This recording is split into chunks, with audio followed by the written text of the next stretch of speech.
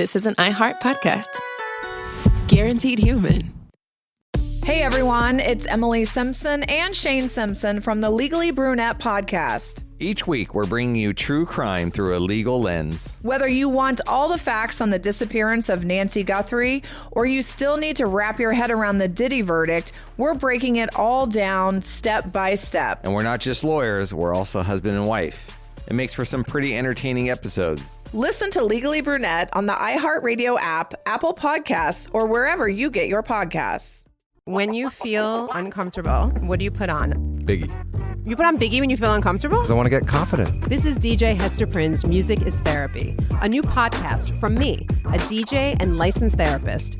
12 months, 12 areas of your life. Money, love, career, confidence. This isn't just a podcast. It's unconventional therapy for your entire year. Listen to DJ Hester Prynne's Music is Therapy on the iHeartRadio app, Apple Podcasts, or wherever you get your podcasts. Talking to your kids about the dangers of vaping can be hard. Getting them to listen to hot gossip is easy. So here's some drama you could share with your kid. Dude, did you hear about Cassie and Jake? No, but did you hear that vaping can cause irreversible lung damage and nicotine affects brain development? Nuh-uh. You don't need to gossip if you want to have an open conversation about vaping. So if you want to get tips on when and how to talk to your kids, visit talkaboutvaping.org. Brought to you by the American Lung Association and the Ad Council. The human body is a beautiful machine, and keeping it running means understanding how it actually works. Which is why This Podcast Will Kill You is doing a multi-part series on sleep, what it's for, why our bodies don't follow neat rules, and why modern life is not helping. When you consider what we know about sleep in humans, there's one rule that comes out. We are predictably unpredictable sleepers. We'll continue exploring how the body works with a multi-part series on digestive function. So listen to our newest series, which runs January 20th through February 17th, with new episodes every Tuesday. From the Exactly Right Network, listen to This Podcast Will Kill You on the iHeartRadio app, Apple Podcasts, or wherever you get your podcasts. Then she says, have you seen a photo of my son? And I'm like, who is this person? Welcome to the Boys and Girls Podcast. Arranged marriage is basically a reality show, and you're auditioning for your soulmate. And who's judging? Only your entire family. I sacrificed myself to this ancient tradition, hoping to find love the right way. And instead, I found chaos, comedy, and a lot of cringe. Listen to Boys and Girls on the iHeartRadio app, Apple Podcasts, or wherever you get your podcasts. Cool Zone Media. Hey everybody, Robert Evans here, and I wanted to let you know this is a compilation episode. So every episode of the week that just happened is here in one convenient and with somewhat less ads package for you to listen to in a long stretch if you want. If you've been listening to the episodes every day this week, there's going to be nothing new here for you, but you can make your own decisions. This is Michael Phillips, an historian in Texas. I'm the author of a history of racism in Dallas called White Metropolis, and an upcoming book on the history of eugenics in Texas called The Purifying Knife. And I'm Stephen Monacelli, an investigative reporter and columnist in Texas who covers extremism and far-right movements as well as dark money and other fun things. In 2022, Supreme Court Justice Samuel Alito authored the Dobbs versus Jackson Women's Health Organization decision. Alito's majority opinion reversed the landmark 1973 Roe v. Wade outcome that established a woman's constitutional right to an abortion through the first trimester, permitted states to impose limits to protect the health of the mother in the second trimester, and gave states leeway to ban abortions in the final trimester. The Roe decision, based in a Texas case, had survived with modification for almost half a century. In Dobbs, however, the Supreme Court denied that women held a constitutional right to an abortion and gave the individual states the power to determine whether such procedures were legal at any point during a pregnancy. In the Dobbs case, Alito seemed to suggest the concept of abortion rights was a modern aberration. MSNBC pundit Lawrence O'Donnell zeroed in on one key phrase in Alito's opinion. Samuel Alito says that a right to abortion services is not, quote, deeply rooted in this nation's history. Whatever one might think about Alito as a jurist, he fails as an historian. In fact, for much of American history, abortion was quite accepted. When men first formed the American Medical Association in the 1840s, They had to wage a campaign against abortion in part to eliminate competition for patients from midwives, who were the primary provider of such services. The 19th century anti-abortion laws focused on the health and safety of women primarily, and not the life of the fetus, as the modern laws tend to do. And the anti-abortion campaign at the time itself had to do not just with limiting women's autonomy, but also with racism and anxiety over immigration. Through it all, Texas became a central battlefront in the culture wars surrounding women's bodily autonomy. One group of Texans won women the right to an abortion in the Roe case, while another worked almost immediately to reverse Roe and to recriminalize choice. Meanwhile, a Dallas district attorney, Henry Wade, played an underappreciated and underexplored role in the battle. The often dour Puritans who established the British colony of Massachusetts in the 1620s may have created an oppressive theocracy, but they proved surprisingly indifferent when it came to women's decisions when and if to have children. Based on British common law, the colonies in New England allowed abortion up to the quickening, which is when women can first feel fetal movement. In that era, it was the first clear sign of impregnation. This moment varies widely for women, but it generally happens during the 4th or 5th month of pregnancy. Women typically endured 7 to 8 live births, and the experience was often grueling and life-threatening, particularly as they got older. Seeking relief and physical safety, women frequently terminated their pregnancy in a variety of ways. From Native Americans, white women learned which local herbs were considered abortifacents. White and black women also sought advice from midwives, who provided wisdom on how to relieve menstrual cramps, get pregnant, and breastfeed. Midwives provided abortion services as well. Women attempted to end pregnancy with varying degrees of success by consuming pennyroyal tea or salve and juniper, or a combination of iron and quinine.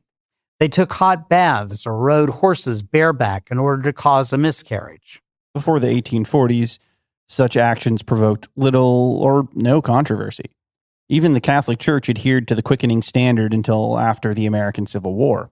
By the 1840s, abortion had become so deeply rooted in American history and culture that abortionists advertised their services, albeit in euphemistic but widely understood terms.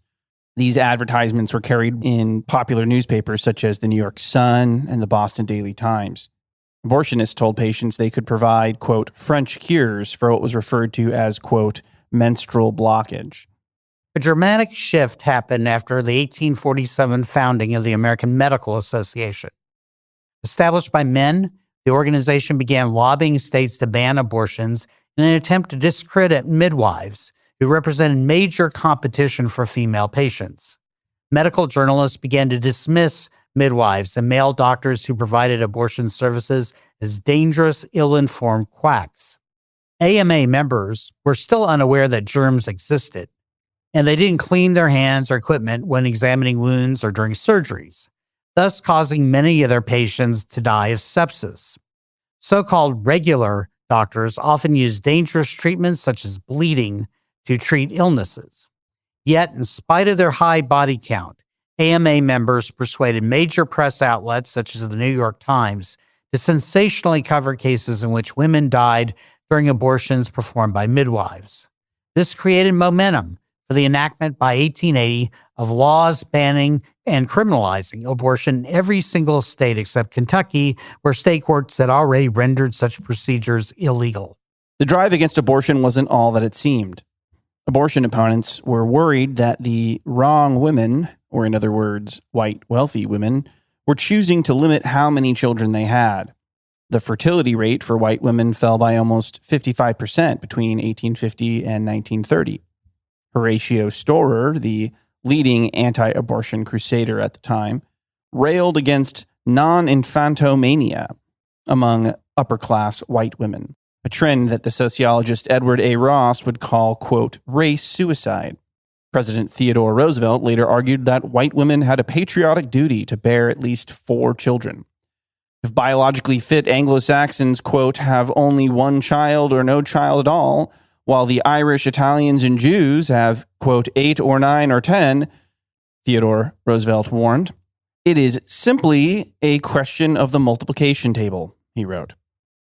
The future of American civilization, Roosevelt believed, depended on reproductive math. White women could not be allowed to become voluntary non-combatants in a racial demographic war. In the 1880s, Texas was still seen by much of the country as an unsophisticated frontier, but was home to a highly influential doctor with a national following, Ferdinand Eugene Daniel, who became editor of the Texas Medical Journal. A eugenicist with a national audience, the surgeon had served in the Confederate Army and argued that masturbation and homosexuality were dangerous indications that individual came from a family line that had not fully evolved or was biologically regressing. Fully evolved individuals, he believed, had less of a sex drive and kept their minds on intellectual pursuits. Daniel argued that before the Civil War, Americans had endangered their future by bringing Africans into the country as slaves, and were compounding the error by allowing what he called, quote, the dregs of Europe, Jews, Greeks, Italians, and others, to immigrate to the United States. The only way to save America's biological future, he said, was by castrating not just gay men and masturbators who would cause the evolution of white America to swing in reverse, but also to sterilize the sexually promiscuous, the mentally ill, those with disabilities, and the criminal element as well. Daniel could be surprisingly supportive of abortion rights under limited circumstances, however, if it ensured that well-off white women had long and fruitful careers as mothers. Daniel wrote approvingly of how electric currents might be used to end ectopic pregnancies, cases in which fertilized eggs attach to the fallopian tubes or elsewhere outside the uterus, which can be dangerous and can kill or leave a woman infertile. Both outcomes undesirable for a eugenicist like Daniel, who cared for fit white patients. In an 1887 issue, he published an account of a debate among doctors held by the Medical Society in Terrell, Texas. The topic was whether saving the life of a mother was the only acceptable reason to allow an abortion. Some doctors in the debate argued that abortion was morally acceptable for, quote, an intelligent and chaste woman who had gotten pregnant after being deceived by a scoundrel into participating in premarital sex. Because of sexual double standards, several of these Texas doctors argued that such women would no longer be considered a socially acceptable mate by a high-status man, and thus should be denied the chance to become an, quote, ornament and useful member of society. Regardless of Texas's abortion law, a surprising number of doctors in the state performed abortions not only to save women's lives, but to save their reputations and to relieve them of the financial and physical hardships of unwanted pregnancies. In 1899, in Waco, Texas, Mary Wheat discovered she was pregnant and sought an abortion.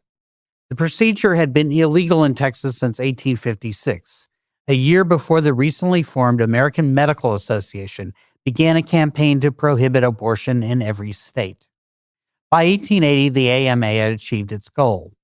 In spite of the ubiquitous bans, abortions were frequent, and there were a large number of doctors willing to provide the prohibited medical procedure. Wheat, called Maddie by friends and family, found such a physician, Dr. S.M. Jenkins. Texas law at the time had not eliminated abortion, but instead had driven the practice underground. Because of this, doctors received little or no training in how to perform such procedures. That proved fatal for Maddie Wheat. Dr. Jenkins performed the abortion in the home of a woman identified by the local press only as Mrs. Smith, and he made a mistake. She got increasingly and dangerously ill, and then after 10 days of this ordeal, Jenkins rushed Wheat into Waco's city hospital. He claimed she was suffering a severe attack of dysentery. She then died, and an autopsy revealed a bowel perforation, which had been left during the botched abortion. Law enforcement arrested Jenkins on November 1st for the operation, charging him with murder. Jenkins' trial did not go as prosecutors planned.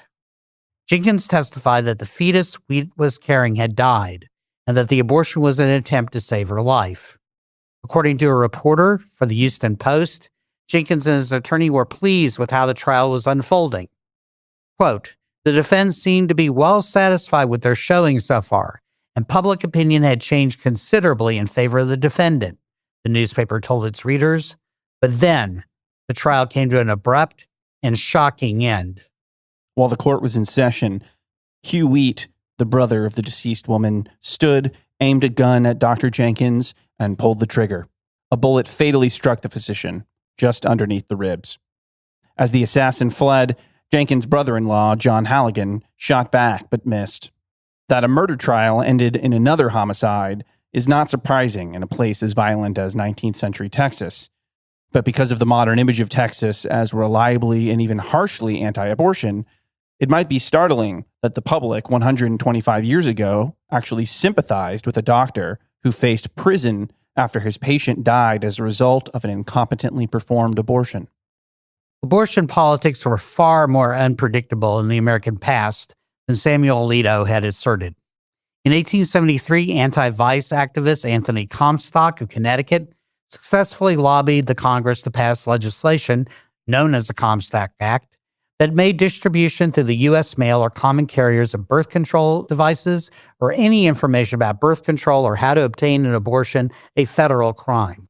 Social reformers noted that bearing multiple children often shorted women's lives and drove their families into poverty, and they battled for women to gain control over their reproductive choices. One such reformer was Margaret Sanger of New York, the daughter of a radical Irish father and mother who died at 50 after bearing 11 children. Sanger coined the term birth control in 1915, and just before World War I, launched a movement that promoted contraception as sexual and political reform, aimed to reduce human misery. She had to flee the country in 1914 because her publication, The Woman Rebel, intentionally defied the Comstock Law and promoted the distribution of information about contraception through the United States Postal Service. When she returned to this country, she was an international celebrity for women's rights and free speech, and she opened a family planning clinic which faced continual police harassment. The lack of access to birth control, Sanger complained, led to abortion, as she has said in a 1957 interview with reporter Mike Wallace on CBS News. Why did you do it? I realized that you had an intellectual conviction that birth control was a boon to mankind, but I'm sure that others have that conviction too. And so what I'd like to know is this: what events, what emotions in your life made Margaret Sanger a crusader for birth control? Well, Mr. Wallace, it's hard to say that any one thing has made one do this or that. I think from the very beginning, I came of a large family. My mother died young, 11 children. That made an impression on me as a child. I was a trained nurse, went among the people. I saw women who asked to have some means whereby they wouldn't have to have another pregnancy too early after the last child, the last abortion, which many of them had. So there's a number of things that are one after the other that really made you feel that you had to do something. It may surprise many today that the woman who founded the American Birth Control League, which later evolved into Planned Parenthood of America, actually opposed abortion and advocated easing access to birth control as a means of making it vanish. Meanwhile, around the time of Sanger's interview with Mike Wallace, Texas doctors became friendlier to abortion rights. But before we get into that, a quick ad break.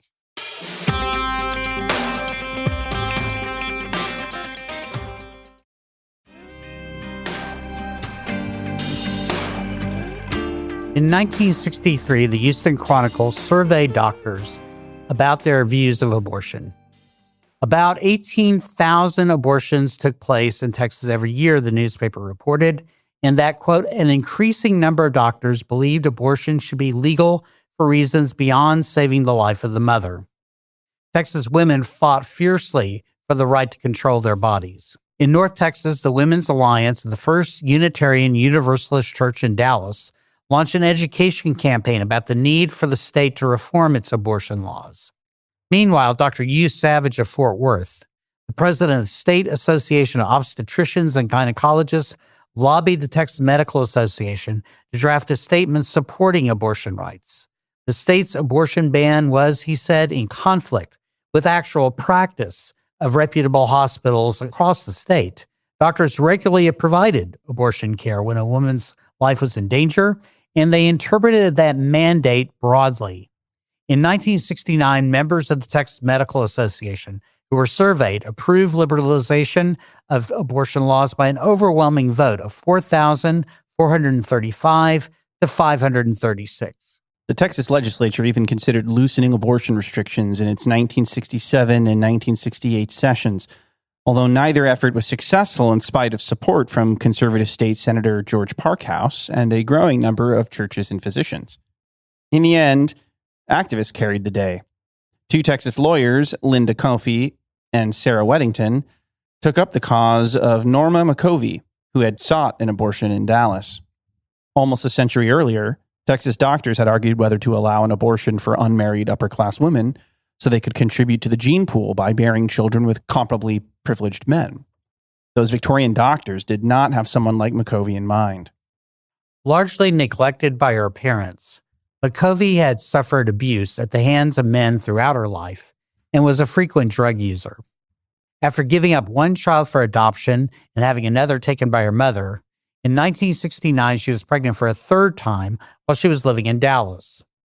McCovey tried to end the pregnancy herself with a home remedy of peanuts and castor oil, but she only succeeded in making herself nauseous. She was eventually told about an illegal clinic, but when she got there, Dallas police had already shut down the clinic. Quote, "Nobody was there," she said later. "It was an old dentist's office. Then I saw dried blood everywhere and smelled this awful smell." She believed that she falsely claimed that she had been gang raped by African-American men.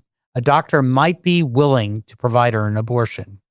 She was unsuccessful, but a doctor referred her to an attorney who connected her with a pair of lawyers who were seeking to challenge the Texas anti-abortion law. These attorneys, Linda Coffey and Sarah Weddington, filed a class action suit against Dallas District Attorney Henry Wade, claiming that the Texas anti-abortion law, which allowed the procedure only to save the patient's life, violated the constitutional right of privacy. Before his name would forever be linked with the history of American abortion law, by the time of Norma McCovey's suit, Henry Wade enjoyed a reputation as one of the most successful district attorneys in the country. His reputation in Dallas was built on ruthlessness, racism, and the advantages a brutally unfair criminal justice system in Texas gave him. Wade would claim a 90% conviction rate, but in many of those cases, he faced off against poor defendants that were bullied, lied to, and coerced into confessions by Dallas police officers. In one infamous murder case, Tommy Lee Walker, an African-American man with several alibi witnesses, was threatened with a beating if he didn't sign a confession. He was misled about the consequences of signing an admission of guilt and later died in the electric chair in 1956. Wade reportedly joked, quote, "Any prosecutor could convict a guilty man, but it takes a real pro to convict an innocent man." Emmanuel Wade provided to prosecutors after the Civil Rights era, provided tips for excluding African Americans and Mexican Americans from juries. Wade left the district attorney's office in January 1988, and as of 2008, 19 criminal defendants convicted by his team had been exonerated through DNA evidence. During his time as district attorney, Wade directed police to raid gay bars and vigorously prosecuted violators of the state's sodomy laws that banned oral and anal sex, including a straight couple arrested in Dallas in 1961. While Wade may have racked up wins against badly outmatched targets, before Roe, he bungled his most famous case, a murder covered by Dallas radio reporter Gary DeLon of KLIF-AM. And here he comes, Lee Oswald, the accused assassin. Captain Wilfritz leading the way, being escorted by police officers and the sheriff. The shot running out. The shot has run out, and Lee Oswald falls. Lee Oswald has fallen. A shot has rung out here. A struggle is being in place. Shot has rung out. And ladies and gentlemen, Lee Oswald has just been shot. On November 24th, 1963, Dallas nightclub owner Jack Ruby had murdered Lee Harvey Oswald, the accused assassin of John Kennedy, as he was being escorted by police in front of a nationwide TV audience. The case should have been open and shut. Wade's staff won a conviction in March 1964, but the verdict and death sentence Ruby received was unanimously overturned by the Texas Court of Criminal Appeals on October 5, 1966, in part because the judge should have granted a change of venue, but also because Wade's team had introduced improperly obtained evidence at the trial. Ruby was awaiting a new trial when he died of pneumonia and cancer in 1967. The Wade team apparently did similarly sloppy work in the Roe v. Wade case. In abortion cases, Wade's office had generally prosecuted amateur abortion providers who had killed or badly injured their clients, and the Dallas DA's office and the city police had not focused on enforcement of abortion laws on the books. Legal experts would later characterize the Dallas DA's office filings in the Roe case as perfunctory, especially compared to the exhaustive constitutional research done by Weddington and Coffey. Texas Assistant General Jay Floyd won no allies on the Supreme Court when he opened his argument with comments considered sexist and condescending even by the standards of 1973. When the Supreme Court rendered its verdict, Wade reportedly never bothered to read it. Mr. Chief Justice, may it please the court. It's an old joke, but when a man argues against two beautiful ladies like this, they're going to have the last word. No one laughed, and a Texas legal team would win a landmark legal victory.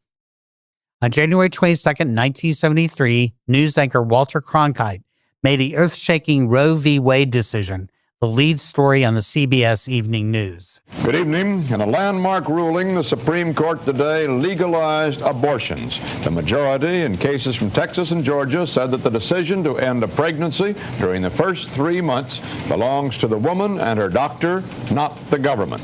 Thus, the anti-abortion laws of 46 states were rendered unconstitutional.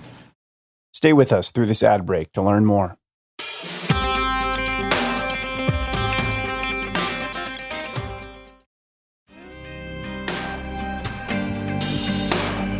It took a while for the country, and particularly Texans, to absorb the news about the Roe decision. The Supreme Court ruling was announced on the same day as another big news story that, over the next few days, absorbed attention south of the Red River.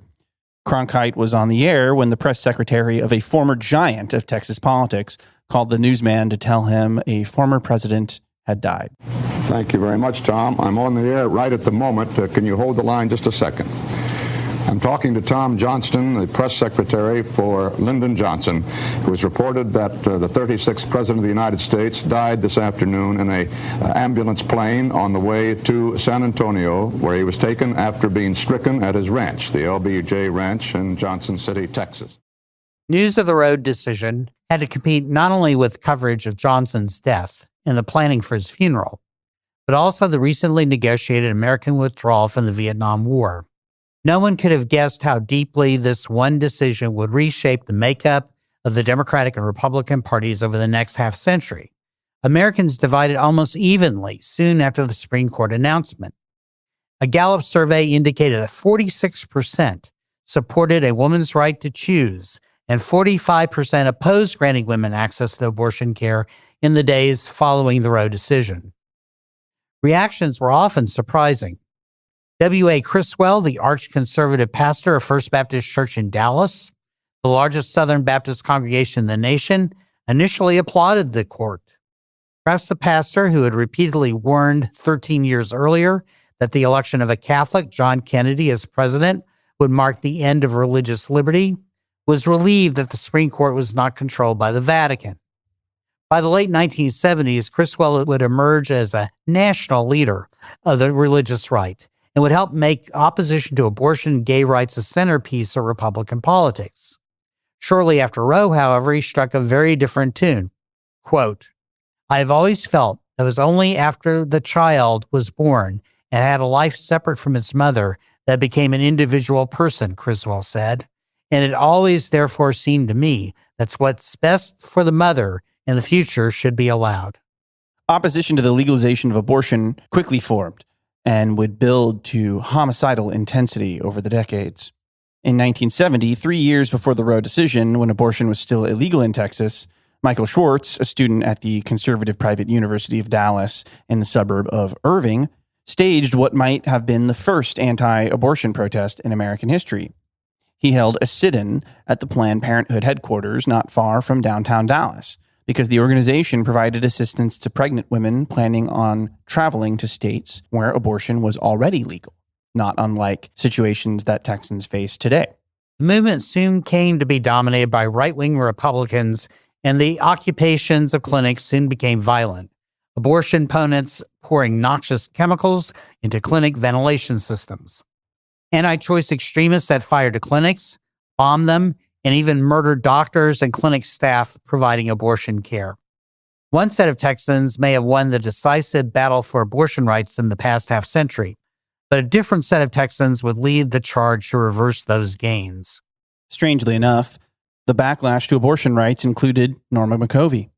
One day, Flip Benham, a leader of the extremist anti-abortion group Operation Rescue, approached her while she was autographing copies of a book she had authored called I Am Roe. They became friends, and she later claimed that she changed her mind about abortion when she saw photos of fetuses at different stages of pregnancy.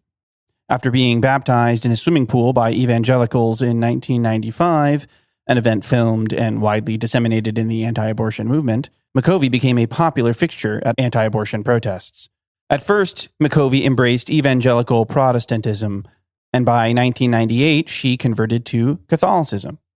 But towards the end of her life, while being interviewed for a 2020 documentary called AKA Jane Roe, McCovey confessed that her religious conversion had been a scam and that she had been financially benefiting from her transition into a star of the evangelical anti-abortion circuit. Did they use you as a trophy? Of course. I was the big fish. Do you think they would say that you used them? Well, I think it was a mutual thing. You know, I took their money and they put me out in front of the cameras and told me what to say, and that's what I'd say. McCovey died in 2017 at her home in Katy, Texas. By that point, anti-abortion politics had become orthodoxy in the Republican Party. In 2008, the state passed the misleadingly named Women's Right to Know Act, which mandated the physicians share misinformation about alleged fetal pain during abortion with women who sought the procedure. In 2013, a state senator, Wendy Davis of Fort Worth, staged a dramatic 13-hour filibuster of Senate Bill 5, legislation that banned abortion after 20 weeks, required clinics to meet the same demanding standards as hospitals and surgical centers, and required doctors performing the procedure to hold admitting privileges at nearby hospitals. Davis's filibuster stopped the bill from being voted on before midnight June 25th, the mandated end of the legislative session. She killed the legislation for the time being, and the pink tennis shoes she wore became a symbol of abortion rights activism around the world. However, Rick Perry called a special session of the legislature the next day, and Senate Bill 5 passed. Her efforts propelled her into the 2014 gubernatorial race, but she was crushed by Greg Abbott by a 21-point margin. In recent years, Abbott has led the charge to erase many of the gains women have won in the fight to control their bodies. We will promote policies that limit the growth of government, not the size of your dreams. Under Abbott, Texas has passed some of the most intrusive and extreme anti-abortion laws that tightly regulate women's bodies. In 2021, Texas passed Senate Bill 8, which banned abortions after the 6th week of pregnancy. It made performing an abortion a first or second degree felony unless the mother's life is in danger or there is risk of substantial impairment of a major bodily function. The vagueness of that latter provision has terrified Texas doctors into not providing care to several women who have shown up in emergency rooms at death's door. Texas physicians have become less willing to perform emergency abortions than they were in the days before the Roe decision, even as far back as the 19th century. In 2023, the Texas Supreme Court denied Kate Cox of Dallas the right to end a pregnancy, even though her fetus suffered from full trisomy 18, a severe genetic anomaly that guaranteed that the child, if it survived pregnancy, would only live minutes. If the pregnancy continued, Cox may have lost the ability to have children in the future. She fled this state in order to obtain an abortion where the procedure remained illegal. In 2023, Amanda Zerwarski almost died waiting for a life-saving abortion when doctors hesitated to provide care because they feared criminal prosecution. For years, abortion rights activists had chanted, "Pro-life, that's a lie, you don't care if women die." In fact, the state legislature and Governor Greg Abbott did nothing as the deaths of pregnant women in Texas soared 56%. In 2021, Jocelyn Lee Barnica, a mother of one, was joyful when she realized she was pregnant. She hoped to deliver a sibling for her daughter, but on September 21st, 17 weeks into her pregnancy, she was miscarrying with the fetus pressing against her cervix and about to exit the womb. Barnica's life was in danger, but doctors at HCA Houston Healthcare Northwest told her and her husband that because of Texas's law, they could do nothing until the fetus's heartbeat had stopped. Fearing criminal charges, doctors refused to medically accelerate the delivery of the dying fetus and let 40 hours pass. Barnica writhed in agony, begged to be allowed to see her daughter, and a fatal bacterial infection ravaged her body. She would die 3 days later, leaving her young child without a mother. On October 28, 2023, 18-year-old Neva Crane was 6 months pregnant. She began vomiting, and she became soaked in sweat during a baby shower at her home in Beaumont. She, too, was miscarrying. Her boyfriend drove her to nearby Baptist hospitals of Southeast Texas, where they waited for 5 hours in a waiting room before doctors diagnosed her with strep throat and gave her a prescription for antibiotics. Sent home, her condition only worsened. Crane was driven to another hospital in town, Christus Southeast Texas St. Elizabeth.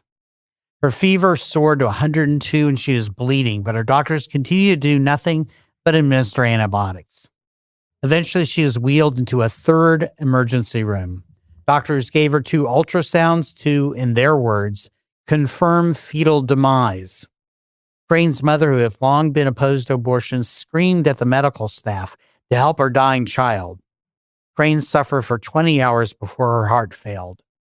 Barnica and Crane's stories were revealed by the investigative news outlet ProPublica just days before the 2024 presidential election. Democratic nominee Kamala Harris made abortion rights a central part of her doomed campaign. When an anticipated red wave expected to bring a Republican majority in the 2022 congressional elections fizzled, and a number of abortion rights initiatives passed even in traditional Republican strongholds like Kansas and Ohio, many pundits believed that a Dobbs effect had heralded a permanent political realignment, or at least the upcoming presidential election results. This phenomenon clearly failed to materialize for Harris. Abortion rights referenda passed in 7 states, including Arizona, Colorado, Maryland, Missouri, Montana, Nevada, and New York in November 2024. But they foundered in Nebraska and South Dakota, as well as Florida, because the support of 57% of voters fell short of the required 60% supermajority. In Texas, Trump, once a pro-choice person, but now the proud instigator of the Dobbs decision, carried 56% of the vote. One of the most prominent Trump supporters, University of Texas PhD Kevin Roberts of the Heritage Foundation, might soon be in a position to see his dreams of a national ban on the so-called abortion pill mifepristone, and even the reversal of the 1965 Griswold v. Connecticut Supreme Court decision that overturned state laws banning control pills and devices. When Harris lost, anti-abortion extremists exuberantly celebrated Trump's triumph.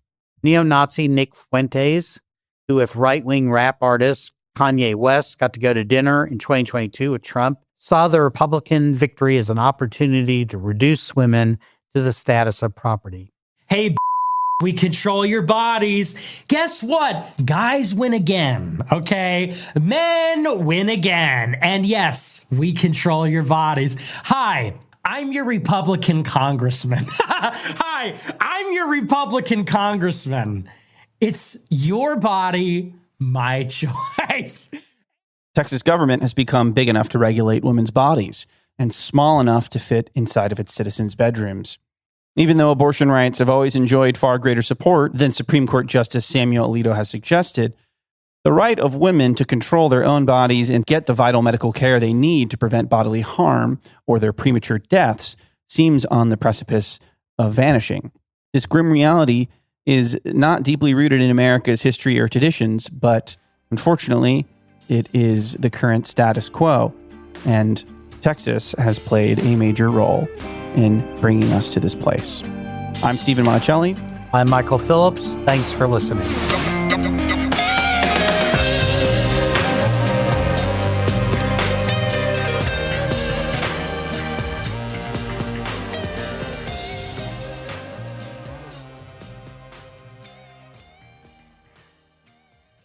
Ever feel like you're being chased by the marriage police?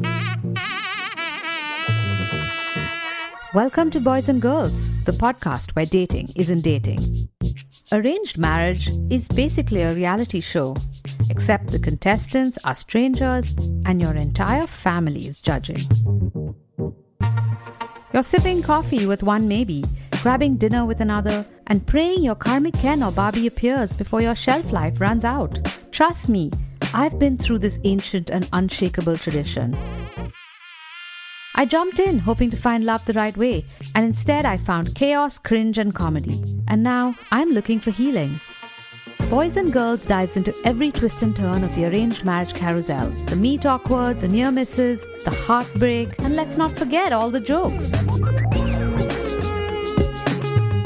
Listen to Boys and Girls on the iHeartRadio app, Apple Podcasts, or wherever you get your podcasts. This is Ryder Strong with a podcast called The Red Weather.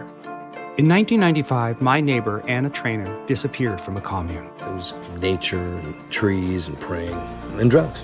So no, I am not your guru. And back then, I lied to everybody. They have had this case for 30 years. I'm going back to my hometown to uncover the truth. You can now binge all episodes of The Red Weather on the iHeartRadio app, Apple Podcasts, or wherever you get your podcasts. When you feel uncomfortable, what do you put on? Biggie. You put on Biggie when you feel uncomfortable? Because I want to get confident. This is DJ Hester Prynne's Music is Therapy, a new podcast from me, a DJ and licensed therapist that asks one simple question. Who do you want to be? And what's the song that can take you there? Music changes what you feel, and what you feel changes what you do, right? That moment where a song shifts something inside you, that's where transformation starts. This year, I'm talking to experts across every area of life, like personal finance icon Jean Chatzky, New York Times journalist David Gellis, relationship legend Dan Savage, human connection teacher Mark Groves, and the man who shaped my ear more than anyone, Questlove. They'll bring the strategies, I'll pair them with the right records, and we'll teach you how to use the music to make change stick. This isn't just a podcast. It's unconventional therapy for your entire year. Listen to DJ Hester Prynne's Music is Therapy on the iHeartRadio app, Apple Podcasts, or wherever you get your podcasts. You know Roald Dahl, the writer who thought up Willy Wonka, Matilda, and the BFG. But did you know he was also a spy?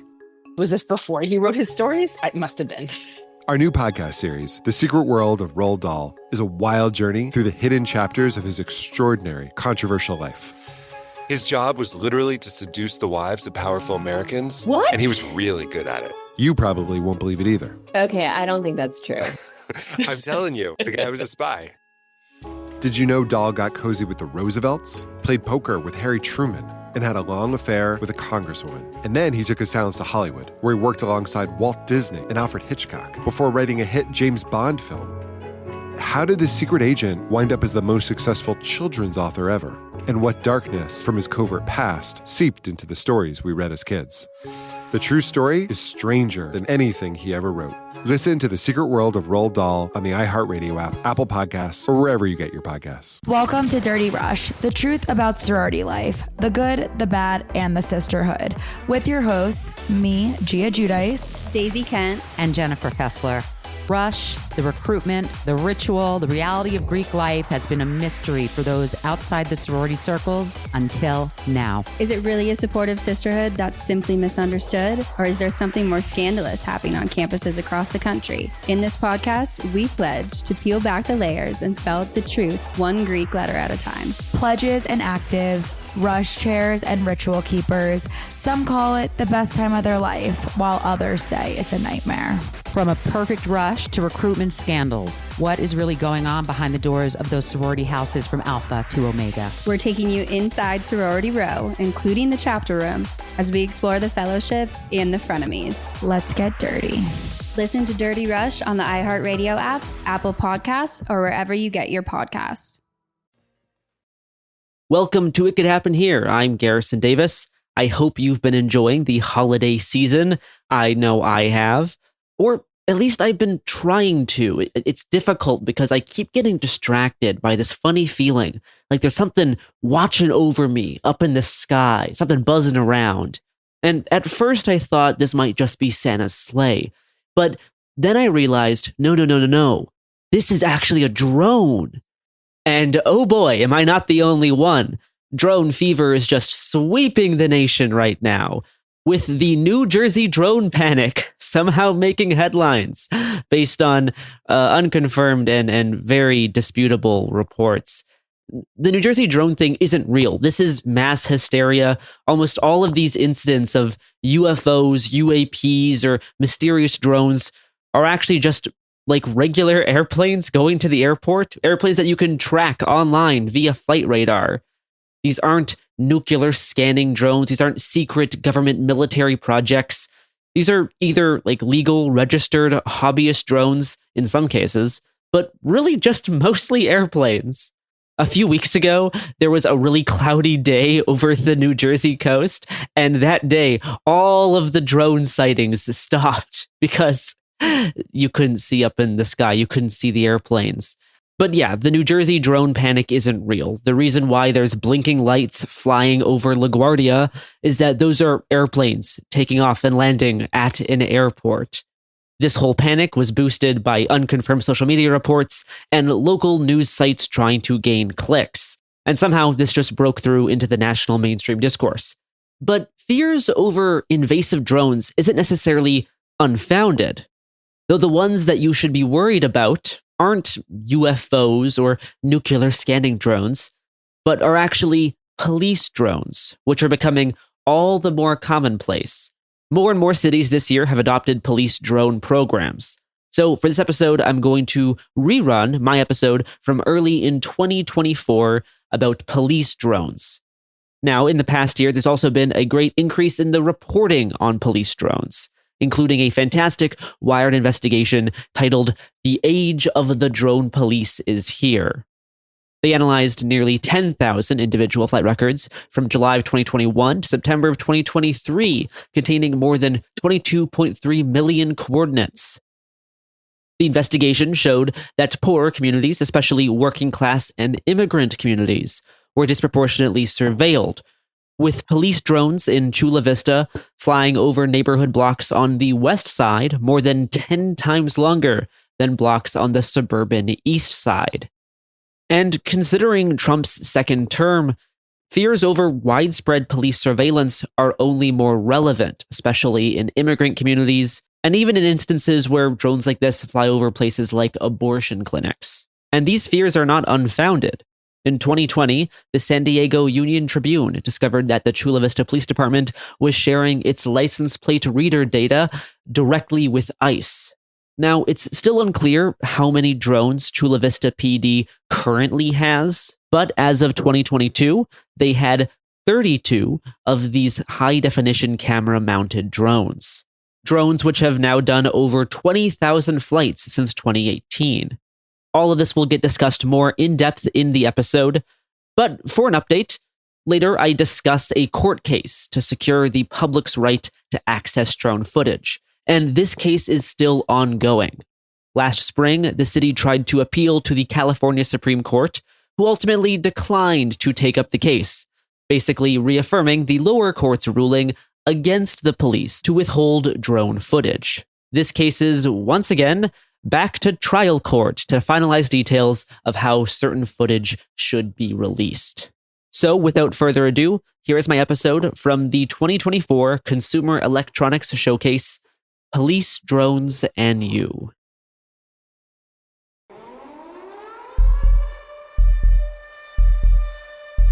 Welcome to It Could Happen Here. I'm Garrison Davis.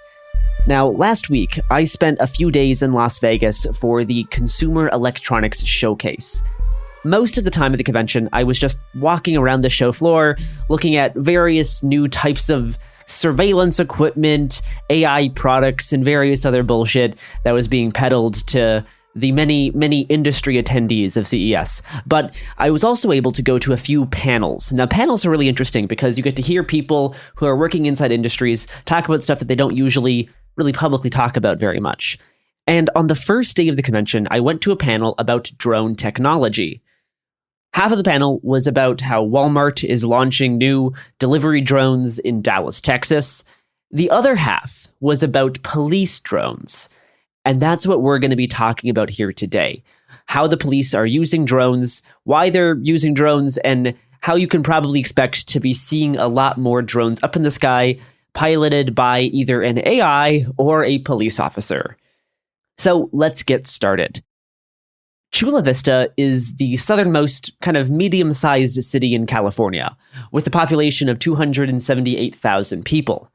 Chula Vista has a police force of 289 sworn officers, as well as 120 civilian employees. On top of their nearly 300 officers, they operate a drone fleet 10 hours a day, 7 days a week, launching high-def camera-mounted drones from 4 locations throughout their small city. I'm going to quote from an article from the MIT Technology Review, which did a deep dive onto Chula Vista's police drones back in February of 2023. Quote, Chula Vista uses these drones to extend the power of its workforce in a number of ways. For example, if only one officer is available when 2 calls come in, one for an armed suspect and another for shoplifting, an officer will respond to the first one. But now, CVPD's Public Information Officer, Sergeant Anthony Molina, says that dispatchers can send a drone to surreptitiously trail the suspected shoplifter, unquote. And this really gets at the heart of how these drones are going to get used. They exist to funnel more people into the criminal justice system. Instead of having to choose between 2 calls, one of which actually could relate to saving someone's life, the other just a petty crime, now the police can easily follow someone doing a petty crime while responding to other calls and eventually catch up. It's a way to just expand the amount of people that can be arrested and thrown into jail. Nowadays, drones are pretty common tools for police. Over 1,500 departments currently use drones. Usually for special occasions, though, like search and rescue, crime scene documentation, protest surveillance, and sometimes tracking suspects. But at the moment, only about a dozen police departments regularly dispatch drones in response to 911 calls. The first of which was Chula Vista PD, who launched their, quote, Drone as First Responder program back in 2018. With the goal of having an unmanned aerial system, or drone, be proactively deployed before an officer is on scene. Now we'll hear from Chief Roxana Kennedy of the Chula Vista Police Department, talking on the drone technology panel at CES. We are 7 miles from the Mexico border, and we are the 2nd largest city in San Diego County. So we have about 290 officers, and we serve a community of about 300,000, but because of the close proximity to the border, we have a lot of people that travel back and forth. We have a drone program that I'm awfully proud of. We are responding proactively to calls for service in our community. And so we have drones stationed from 4 different locations throughout our city. We have pilots in command that are on the rooftop, and then we have a operations center where we have sworn officers that are Part 107 pilots that fly the drones. So we are responding now to calls for service on average, an officer on scene, a drone pilot on scene that's sharing information with our officers, live streaming that information on our cell phones or in our computers. They're receiving information about the call within 90 seconds on average. And so what it's doing for us in Chula Vista and for our community is we are providing information rapidly, real-time information to officers so that they can make better decisions, so that everyone goes home safely. We say the community's safer, the officers are safer, and the subjects that we encounter are safer. So we're awfully proud of what we're doing. The way police are able to deploy drones used to be a lot more limited. The use of drones is regulated by the FFA, the Federal Aviation Administration. In most cases, the FFA requires that both hobbyists and police departments only fly drones within the operator's own line of sight. But starting back in 2019, agencies and vendors could start applying for a Beyond Visual Line of Sight, or BVLOS waiver, from the FFA to fly drones remotely, allowing for much longer flights in restricted airspace. Chula Vista PD was the first department to get a BVLOS waiver. The MIT Tech Review estimated last year that roughly 225 more departments now have one as well. Another thing that I always talk about, because I think it's critical, is the concept of why we're using drones. what the benefit is to the community with the use of our drones. And I truly believe that when my officers can pick up their cell phone before they even respond to the call, and they can look and see the scene, what's happening, where the individual is, if the person's pacing in the middle of the park, there are no children around him, there's nobody that's within the reach of this individual harming, you might not have to rush into that scene so quickly. Officers can de-escalate, make better decisions, and I mean, this is just a game changer for law enforcement. And right now, we were the first agency to be involved in the integrated pilot program with the FAA. We're very proud of that they trusted us enough for us to be the organization that brought forward all these ideas that are now being utilized in law enforcement. Now, I've watched a lot of videos of police talking about why they're using drones, of drone training companies talking about why police drones are so important. In one video on their website, this guy from Skyfire Consulting was talking about how police may not have had to kill Tamir Rice if they simply had a drone watching beforehand so they could see that it was a toy gun, which is a ridiculous thing to say because in the 911 call that jump-started this entire police interaction, it was expressed that the caller thought the gun was probably a toy. And this notion that is simply if police have more ability to surveil, they'll be able to respond safer and apply less deadly force, I think is a pretty suspect premise. Now, the effectiveness of drone technology in law enforcement is challenging to verify and quantify. The MIT Tech Review cannot find any third-party studies showing that drones reduce crime, even after interviewing CVPD officers as well as drone vendors and researchers. Quote, nor could anyone provide statistics on how many additional arrests or convictions came from using drone technology. I was able to find some data on CVPD's website talking about how many drone-initiated interactions resulted in arrests, but quantifying additional arrests seems to be a little challenging.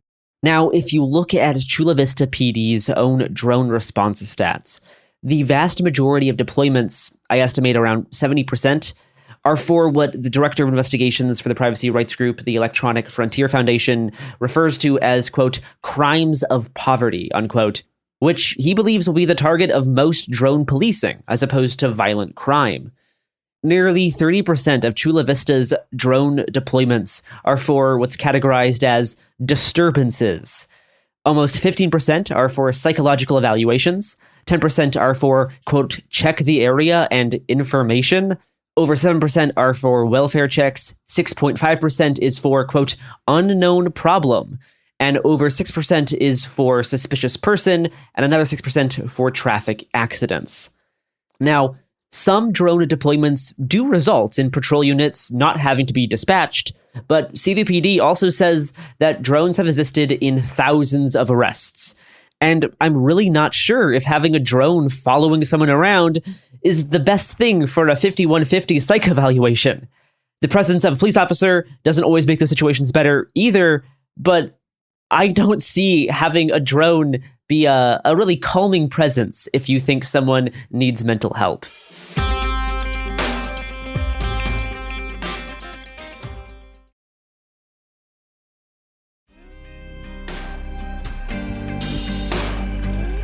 Funding a whole fleet of heavy-duty surveillance drones and paying dedicated operators costs money. Now, it's unclear to me how many drones Chula Vista PD currently has, and on their website, they list 10 different drone models currently being in their fleet, most of them really expensive DJI drones, like the DJI Matrix, the DJI Inspire, the DJI Phantom, the DJI Maverick, as well as drones from a few other random companies. But nevertheless, Chief Kennedy is very grateful for their local police foundation for heading up the funding for their DFR Drone First Responder program. Let's hear from her. I don't know if anyone in here is in law enforcement, but many agencies use drones.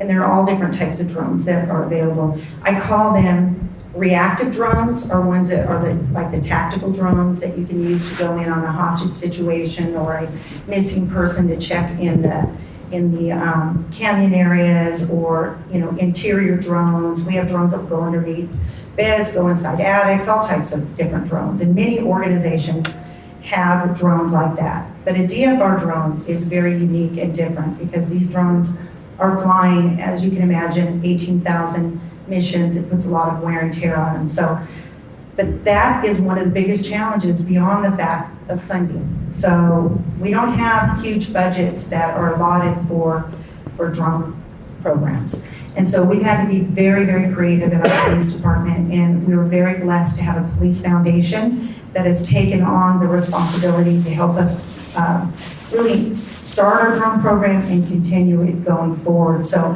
funding is always going to be a challenge, and dependent upon the drone that you use, there are some drones that you can't get you can't use for asset seizure funding, nor can you get grants for, because sometimes when it comes to foreign-made drones, there are many challenges as well. So you have to think of that. And then we deal with legislation right now. That's the new challenge that we all have. We had to fight some battles. Like I said, I'm agnostic. I want to use what's the best drone out there and protect the information. And we do that with encrypted software programs that are on private servers. But you'll see that there's a lot of discussion about drones and what drones we should be using right now. We'll get back to the chief's offhanded mention of legal battles in a bit here, but Chula Vista's budgetary situation may not be as dire as the chief makes it out to be. On top of their current $55 million operating budget, back in 2020, the La Prensa newspaper revealed that departments in San Diego County had secretly been getting hundreds of millions of dollars in high-tech police equipment, including armored vehicles, facial recognition and phone-breaking software, license plate readers, drones, riot gear, among other miscellaneous technology, as a part of a DHS grant program due to their close proximity to the US-Mexico border. Chula Vista was one such department, and as of 2020, so 4 years ago, they had already received over $1 million in grant funds from this DHS program titled the, quote, Urban Area Security Initiative. Considering Chief Kennedy's budgetary concerns, drones actually have a lot of upsides financially, as they are often a lot cheaper than alternative surveillance methods, as well as being relatively easy to deploy remotely, either with a joystick or just by clicking a point on a map from a comfy office building. Issues around this ease of use was pointed out by Dave Moss, the director of investigations for the privacy rights group the Electronic Frontier Foundation, who was quoted in the MIT article saying, quote, up until the last 5 to 10 years, there was this unspoken check and balance on law enforcement power. Money. You cannot have a police officer standing on every corner of every street. You can't have a helicopter flying 24/7 because of fuel and insurance is really expensive. But with all these new technologies, we don't have that check and balance anymore. That's just going to result in more people being pulled through the criminal justice system, unquote. My officers constantly are on the air now. Is UAS 1 available? Is UAS 1 available? Because it's getting them more information. Think about the fact that you could look at your cell phone. I could be anywhere in the world, and I can look at it. Lets me know whenever there's a drone flight, and I can watch. I can have visual awareness, aerial overlay of what's happening in my community, no matter where I am. Advancements in technology are leading to further normalization of police surveillance. 10 years ago, would people react to news of a 24-hour police drone program the same way they would now? What was once the threat of Big Brother has since become a very sought-after and fetishized nanny state. In the V for Vendetta graphic novel, anarchist writer Alan Moore imagined a fascist Britain characterized by surveillance cameras around every corner. And now, cities around the country are setting up their own street-mounted cameras linked to private security cameras and Ring doorbell cameras to create a network of live coverage around a whole city, which is instantly accessible to police.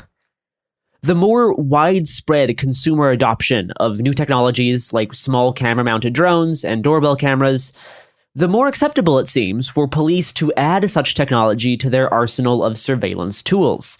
It almost becomes expected. Chula Vista PD has routinely declined to answer why their drones are always recording both to and from the scene, And the department has put in a lot of effort into managing the backlash against their expanding drone program. And I'll tell you one thing, even some of the activists, they were very concerned about drones in the sense of privacy.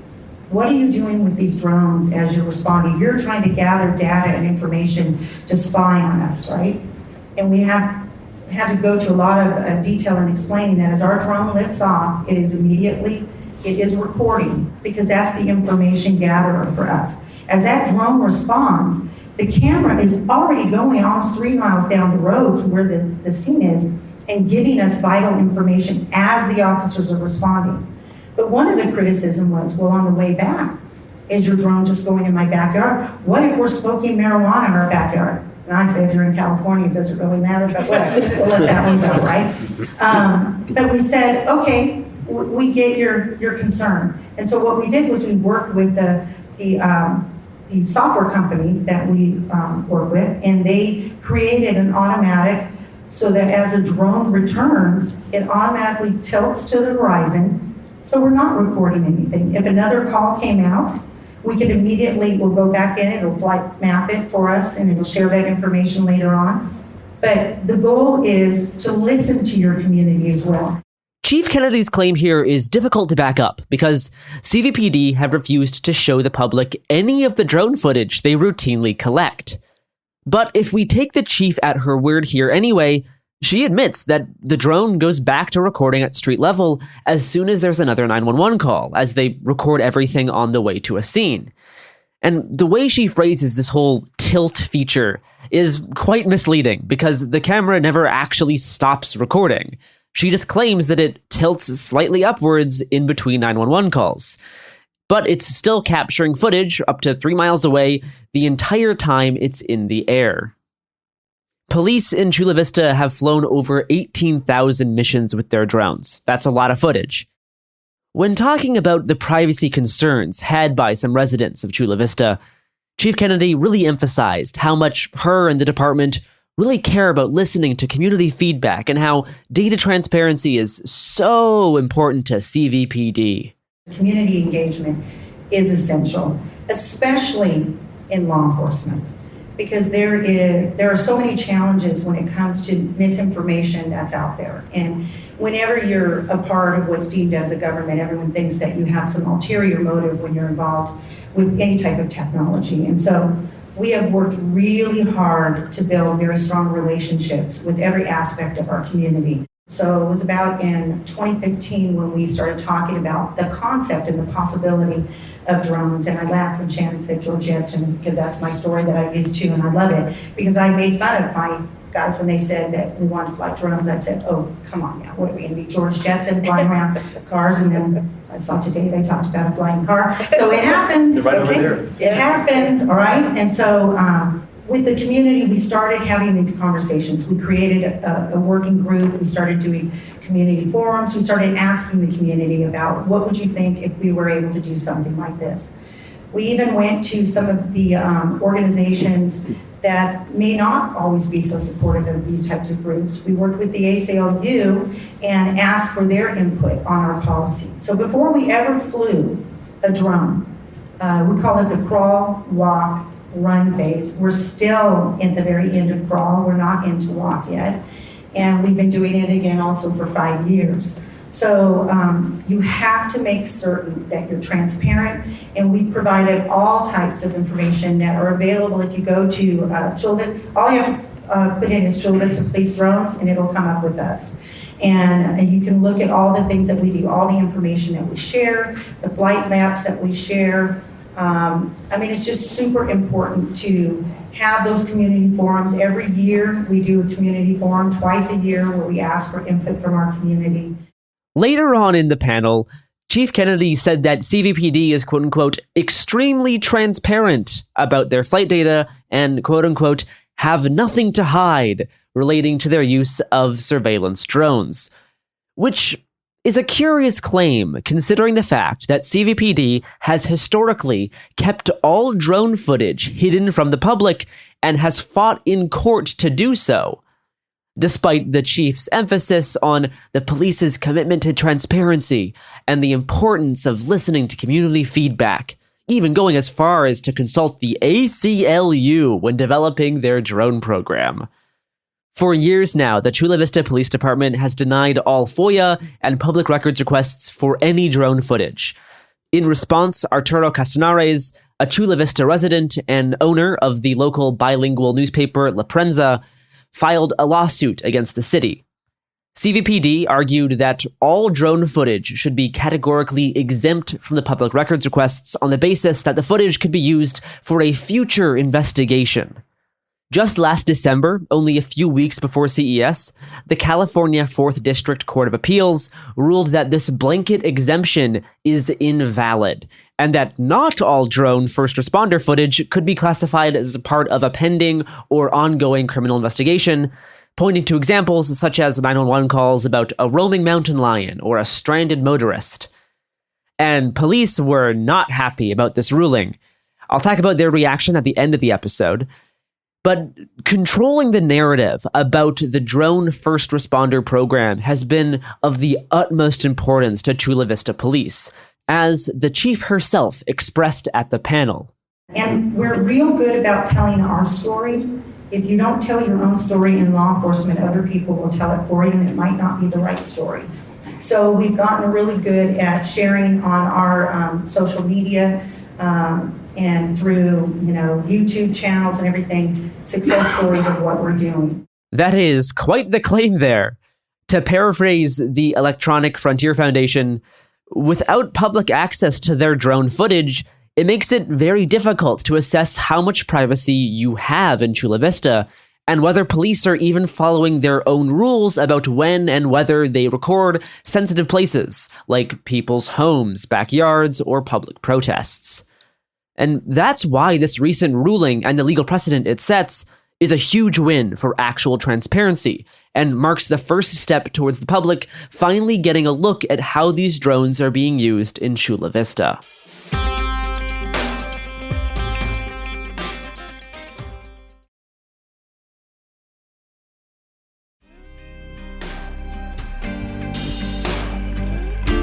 With drone first responder programs spreading to police departments across the country, modeled after the one in Chula Vista, combined with the increasing presence of stationary street-level cameras, the ability for police to be watching everywhere without the need for on-the-ground officers, creates what the EFF refers to as, quote, a fundamental change in strategy, with police responding to a much, much larger number of situations with drones, resulting in pervasive, if not persistent, surveillance of communities, unquote.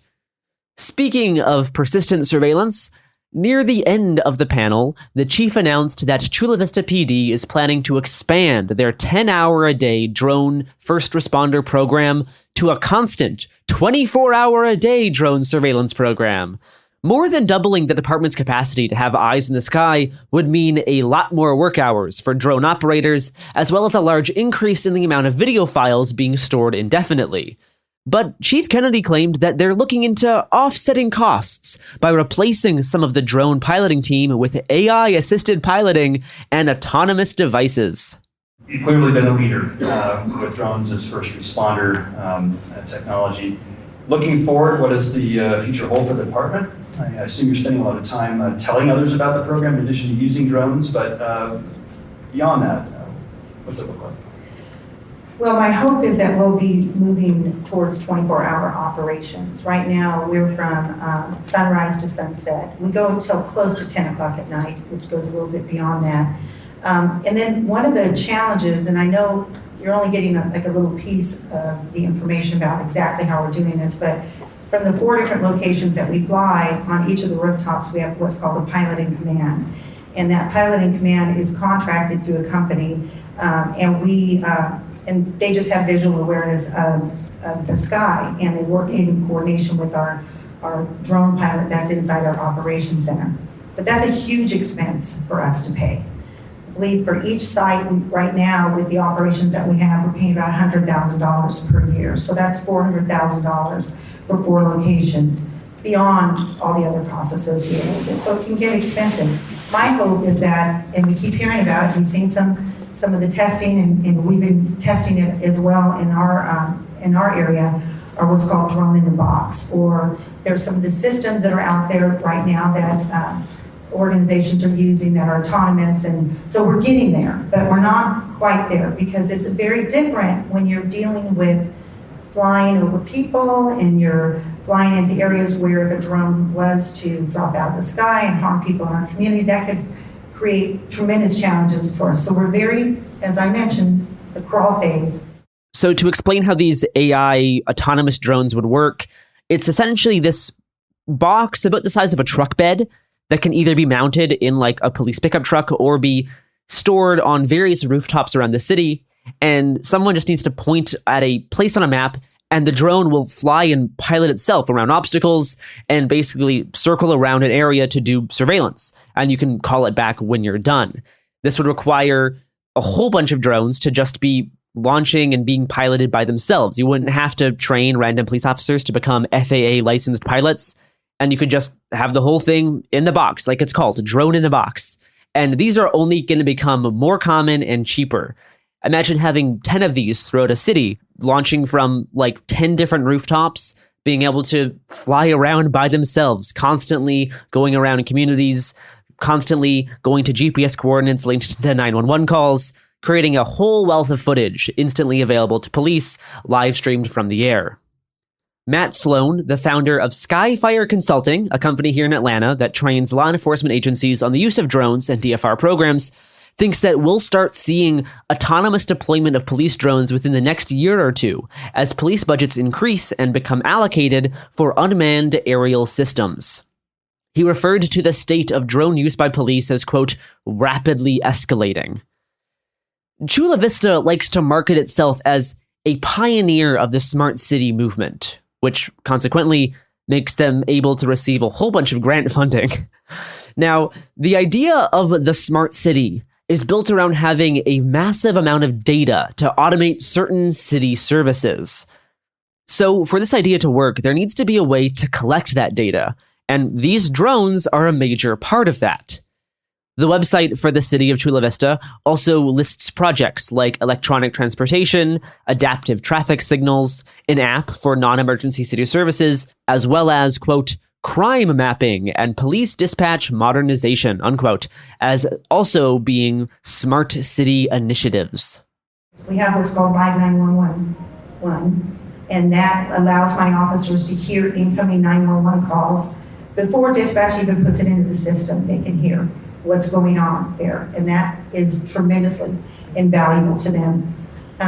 We have so many different layers of technology that have really showcased the value. Live 911 is a new piece of software that allows patrol officers to listen to live streamed 911 calls directly and pinpoints the location of the caller via GPS. Now, I don't even have time to get into the many reasons that this could be a bad idea, but simply put, police do not need to respond to every call that goes into 911, let alone be giving random cops this ability to self-dispatch on their own. It just seems like that could have many, many consequences. But anyway, back to drones.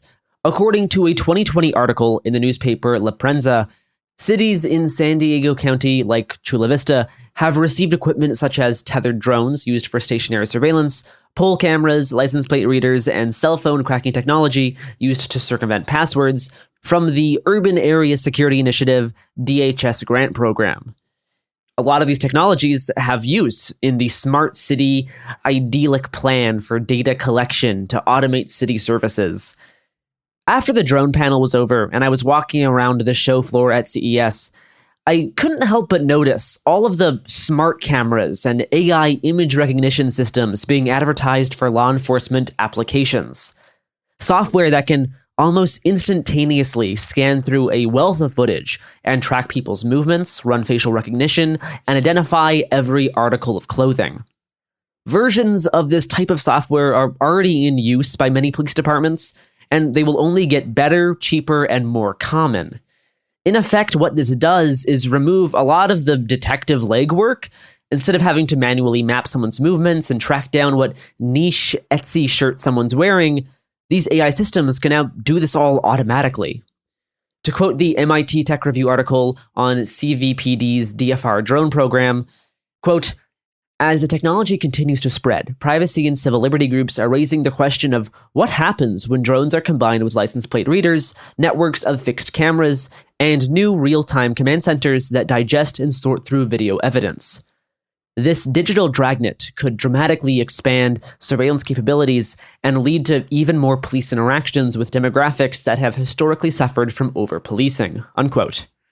Pedro Rios, a human rights advocate with the American Friends Service Committee and a member of Chula Vista's Community Tech Council, was quoted in the MIT article saying, quote, "People in the community have no awareness of what images are captured, how the footage is retained, and who has access.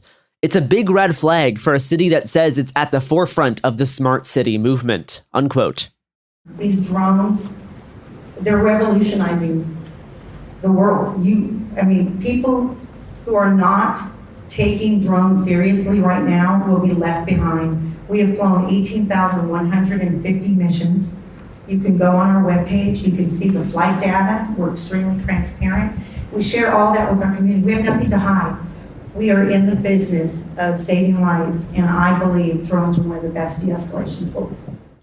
If they truly have nothing to hide and are extremely transparent about the use of their camera-mounted drones, I wonder why they've spent years in court fighting to keep every second of drone footage from being seen by the public.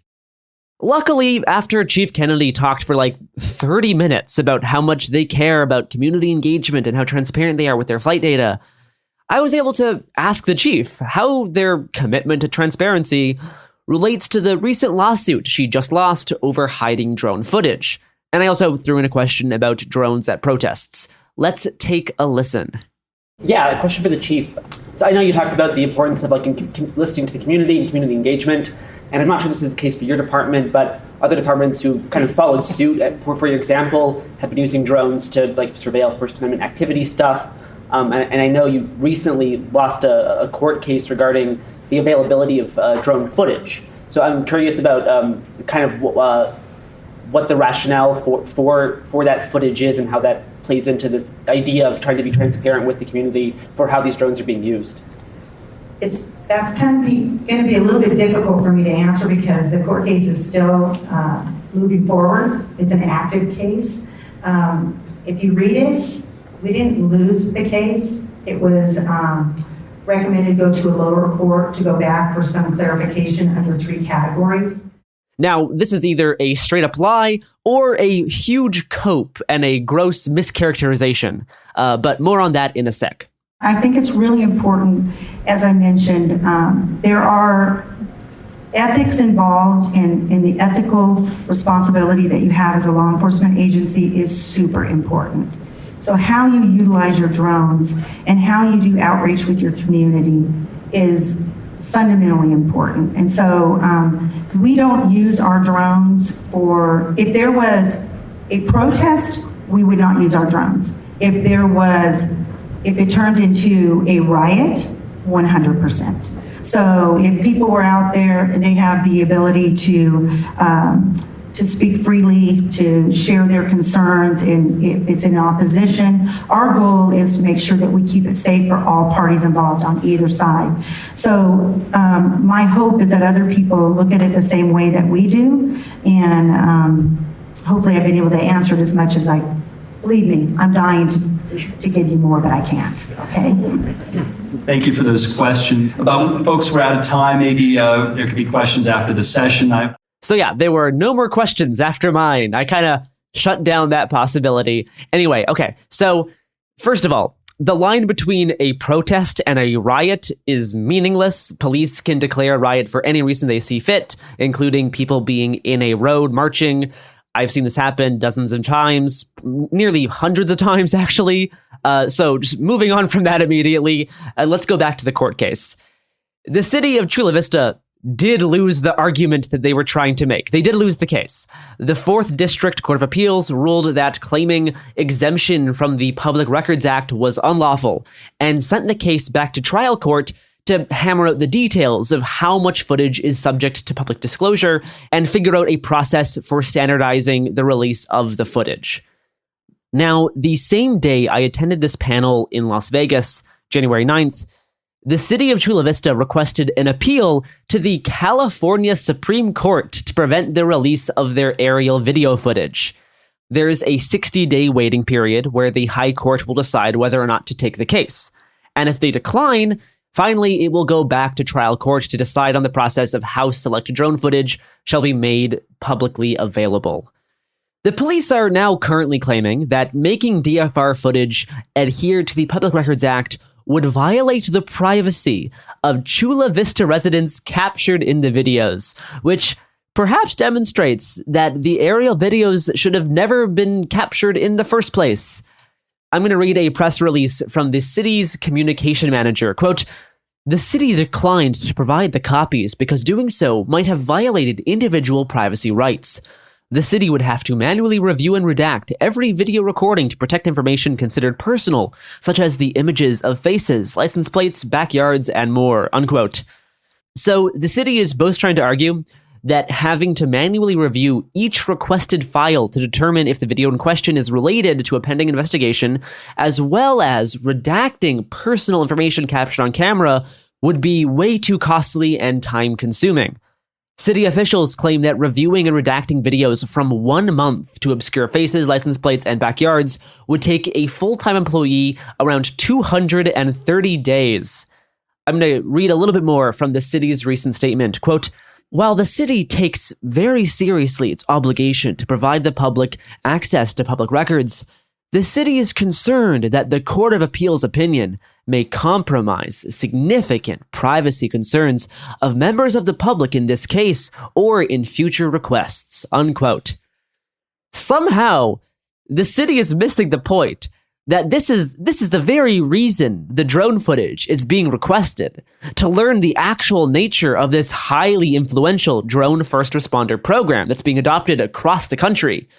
If the existence of this footage is such a massive privacy violation, that implies that the recording of said footage itself implicitly violates people's privacy. And the harder police fight to hide their sweeping collection of aerial footage, all the more suspicious this entire program seems. So that is what I have to say about Chula Vista's drone first responder program. In about a month and a half, the Supreme Court of California will make their decision on whether or not they're going to hear this case. If they decline, then the precedent will be set statewide against this exemption of the Public Records Act by hiding drone footage. So that will be really cool. And then hopefully within the next year, we'll finally be able to see what some of this footage actually looks like, how good their cameras are, how much they can zoom in, all of the details of how much of the city they're capturing, all this kind of stuff, how often the drones are in the air, all of those types of things that it will be easier to highlight once we can actually take a look at the footage. And I assume that going through and releasing requested files from 1 month will probably end up not taking 230 days. But I do know how the police love to stretch out these public records requests for as long as they can, as the request that this lawsuit stems from dates all the way back to April of 2021. So hopefully more than 3 years later, we'll finally get a look. Special thanks to La Prensa for starting this lawsuit and doing all of the hard work to actually force the police to be transparent. And if you want to read more, I'd recommend checking out the website laprensa.org, as well as the MIT Tech Review piece, which provided some really, really useful information to fill in the gaps between my own research. So yeah, thank you for listening to It Could Happen Here. It certainly could happen here in terms of seeing more of these little fuckers flying around in the air.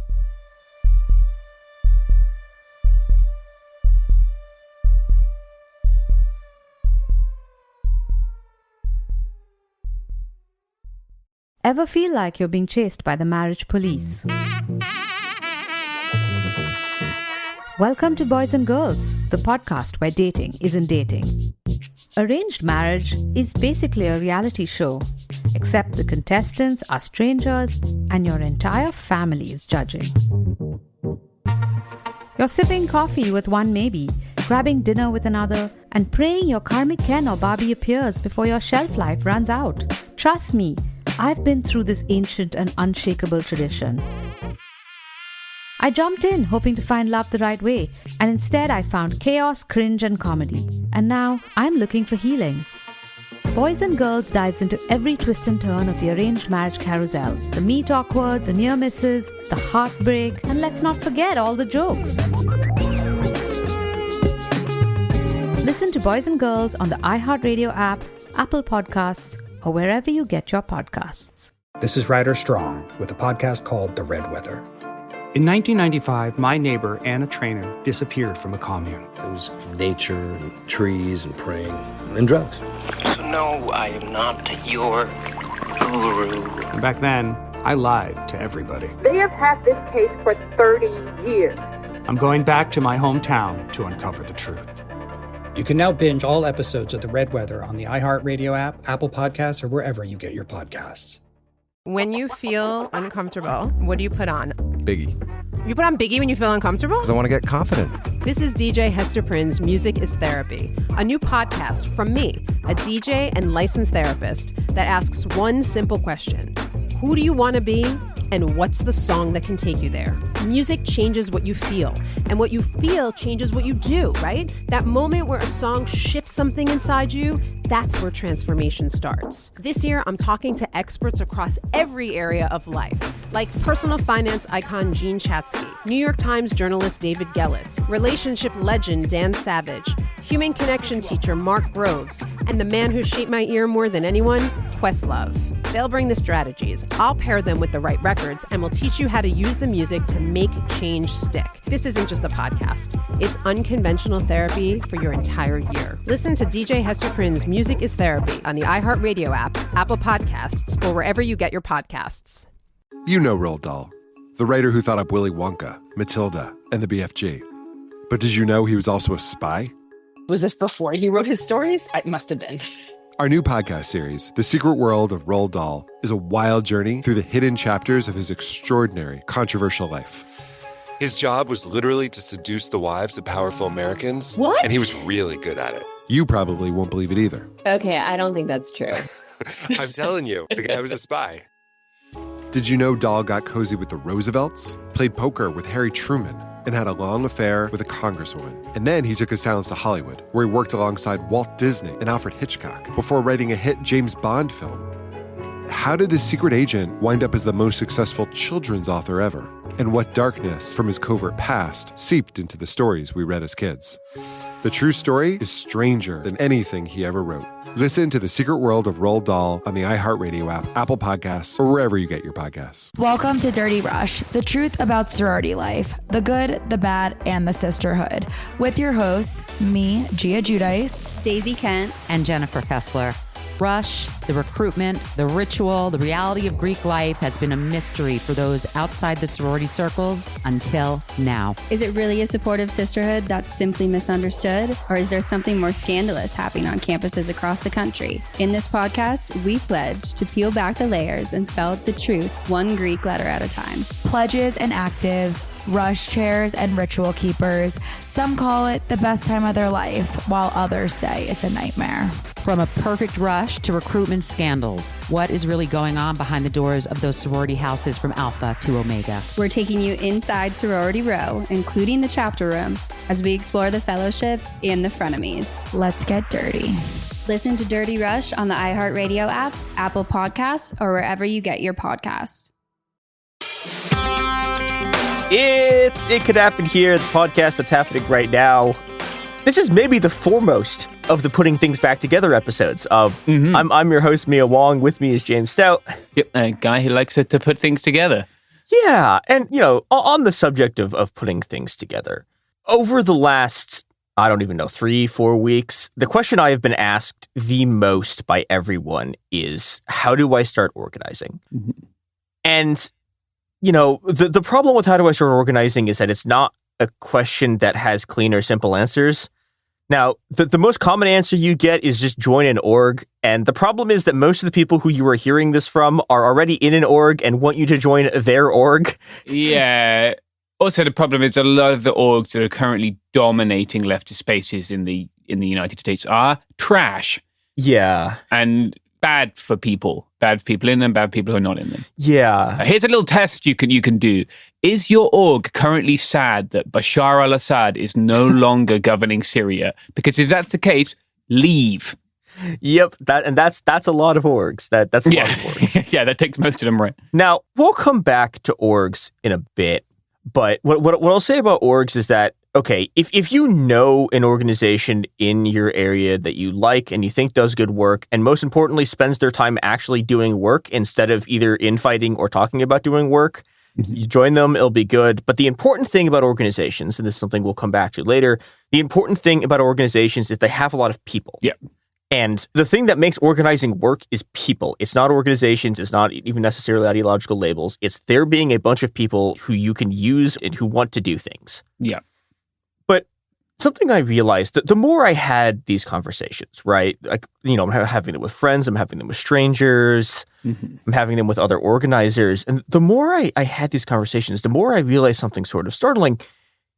You, the person listening to this, almost certainly already knows how to organize, but you don't know that that's called organizing? Yeah, that's a very good point. I have encountered some of the most stunning, organizing that, like, I can't discuss the specifics of, but like some of the best organizing I've ever encountered, I have ran into in the last 3 weeks from people who don't think that they're organizers and started talking to me about their stuff. And I was like, what? Like people are winning victories that like the like hardcore committed organizers haven't been able to do in like 30 years. Yeah. And it's just by random people who don't think they know how to do anything. Yeah. Can I tell a little organizing story? Do we have time? Yeah, go for it. So I remember in like 2018, I am on a trip with a friend. We're coming back and we see the arrival of the migrant caravan. One of the migrant caravans, the one that everyone decided to have a fucking cow about right before the 2018 midterms. And at that time, they were corralling the people of the migrant caravan in a baseball stadium in Tijuana. And like it was raining every day. So the baseball stadium ends up looking like the Battle of the Somme after like a couple of days, right? Kids in knee-deep mud and it's shit. Yeah. And I didn't particularly know what to do, but evidently there were people there who were hungry and thirsty. And so I get three of my friends. At this time, I was still making about half my money riding bicycles and the other half writing. So my friends and I are supposed to do a long bike ride. All of us are people who make a living riding bikes, right? Like, we're not like expert organizers. And I was like, hey, guys, this is fucked. What should we do? We called a friend who has a company who makes waffles. We obtained like as many waffles as we could physically carry, crossed the border. At that time, we weren't able to get in. We found a way to get in. We began distributing the waffles. After that, we put something online. People sent us money, and we continued feeding people for months. None of us, I think, like had a particular plan or a schedule. Yeah, it was a bit chaotic at times. But we were able to do that, and with a lot of other people. Clearly, it wasn't just us, right? But we were able to process tens of thousands of dollars and feed thousands of people. B, everyone there, and I've seen this countless times, especially working and organizing with refugees for the most part. People are so good at organizing each other and themselves. Yeah. Like when we got there with bottles of water and food, there were 1,000 people there who have not had sometimes a drink for days, let alone more than 1,000, I think, let alone something hot to eat, right? Everybody made sure that the children and the sick people got what they needed first. Organizing is something that is very inherent in us as people. It just, we don't call it that. Yeah, and that's part of what I want to try to, the myth I want to try to puncture with this, because I think, particularly in the US, but this is true in a lot of places, there's this way in which the organizer, sort of TM, capital T, capital O, the organizer, gets held up as this sort of, I guess, even like particularly masculinist thing, which is, it's this guy with specialized knowledge. Yeah. And that's just not true. This brings us to something that I think is actually really important, which is what even is organizing, right? And the answer is that most organizing is you get a group of people together, you get them to show up to something, and then you do something, right? And the thing about this, right? That's something all of you know how to do. If you can organize a dinner party, right? If you can get 8 people to show up to a place to eat dinner, you can do this. It is largely the same skill sets, and all of the skill sets that make people good organizers are skill sets that you have to develop to, work a job, right? Like one of the things that comes up a lot in this, which is less discussed and also kind of annoying, but you have to manage it, is that organizing is about people. Mm-hmm. And sometimes you have to do things like you have to manage people's egos. But I don't know, almost all of you work jobs or have worked jobs, right? You have had to deal with your boss being on one, right? Yeah. You have the skills to do this. You know how to do the interpersonal relationship stuff. It's just that you don't think about that as organizing, even though that's just what it is. Yeah, that's the core of it, is getting people to do stuff. like you do it every day. Yeah, and the way you do this is by building relationships with people, right? And this isn't necessarily friendships, although that works. And one of the easiest ways to start organizing is by getting all of your friends together, because you're already friends, you have pre-existing relationships, and being like, okay, motherfuckers, we gotta go do something. And actually, I love that the first thing that you brought up was an admittedly sort of medium-ish scale lift version of this, but one of the very easiest things that you can do is you can just get food of some kind. You can either buy it or you can make it yourself. Yeah. And you and a group of 8 people, not even 8 people, you can do it with lower. I know people who've done this just solo, is that you can just go give food to people. Yeah, literally, it was this morning. So I'm tired. Yesterday morning, I have some of my house neighbors, right? And it was cold. And so I went out and gave them some hot breakfast or hot coffee. It's super easy to do. Yeah. If you are struggling socially wherever you are, maybe you're finding it hard to make friends. I know that's the thing that people often struggle with, especially if you've moved to a new place or post-pandemic or you're still concerned with large gatherings or any of those things. If you start doing that, you will find other people who want to do it too. So many of my friends I organize with are people, when we had the end of Title 42 and people were in between the fences there, a lot of the people who I organize with now or who I help people with now, I didn't know. I just showed up with a giant solar generator that I happened to have and some stuff that we had a whip around a cool zone for. And people who care about the same things as you are generally cool. And it's a good way to make friends. And then you can go on from there. Yeah. And there's a second compounding thing here too, which is that, feeding people, it's a way to build relationships with people. And also it's a really good way for people to get to know you in general and know that you are someone who will help them with things. Yeah. And from there, and this is a very common example. I mean, I literally had this conversation with one of my friends who's an old school Food Not Bombs organizer. Food Not Bombs is a very, very, it's a cool organization. You can just found a Food Not Bombs chapter. They have a couple of principles. Or you can just do your own thing. And I'm pretty sure it's still the largest anarchist project in the world. Yeah. Because all it takes is you and 3 other people and you just go feed people. But the thing is, from doing that, right, if there's other things that you're concerned about, people will bring you their problems and you can help them doing it. And this is a very good way to get into other kinds of organizing, because suddenly once you start building these relationships, everything sort of cycles and cycles and you get involved in more and more things. Yeah. And that's kind of a late stage thing that we're sort of jumping to a bit, but I want to go back to the beginnings of how do you get a group of people together to do a thing? And the answer is you kind of already know how to, because you presumably at some point in your life have organized a group of friends to go do something, right? You have gotten a group of people together to go accomplish a task. Yeah, it could literally be anything, right? Yeah. If you've got some people to go to a bar, you have the skills. One way I've been thinking about it recently in my project is thinking about it as putting together a heist crew. I could vouch for this, right? The feeling of walking up to 8 people and telling them individually, I'm putting together a team and I want it feels, you can just do it. There is nothing stopping you. Nothing in the world can stop you from just walking up to your friend and going, I'm putting together a team. And it feels exactly as good as you think it would from a heist movie. It rules. It's so fun. Amazing. Yeah. But this gets into also what kinds of people you want to do, right? Because obviously, there's 2 vectors of this. There's, on the one hand, you have the aspect of, okay, who do you know, right? And a lot of organizing is just about, here is a problem, and I know someone who has some sort of skill or resource that can help deal with it, and you put people in touch with each other, And that's organizing. That's so much organizing is literally just, hey, like I have like a broken part of my car. I know someone who's like a car mechanic, right? And you put them in touch, and you have successfully organized people, and you have built relationships, and you have made all of the sort of social web that creates organizing. You've made it stronger. Yeah. It also just feels good because, you know, and that's an auxiliary benefit to all of this, is that it's a great way to sort of break the isolation we're all under. Yeah, I think the best solution for despair is I'm thinking of a quotation here, something, the busy bee has no time for despair.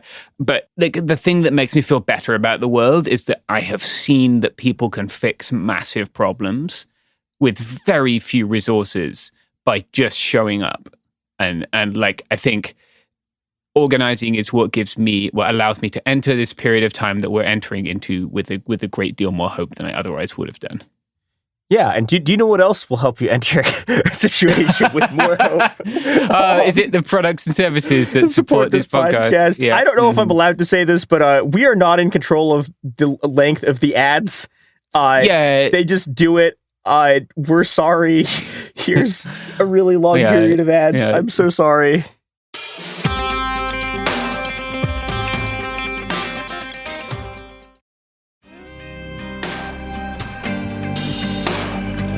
We are back. So I want to return to my heist crew. Or if you're a D&D person, the other way you can think about this is you're putting together like a Dungeons and Dragons party or like an RPG party. Mm-hmm. And the way you need to think about this is, okay, so you've picked a thing that you want to do, right? You've seen something in the world that is bad, and you figure, you go, okay, I can do this thing to solve it. And maybe that's, you know, it's literally something as simple as feeding people. Maybe that's, you know, I want to start doing tenants organizing. I want to start, because my rent is too high, right? Or people are getting evicted. I want to start doing like immigration defense.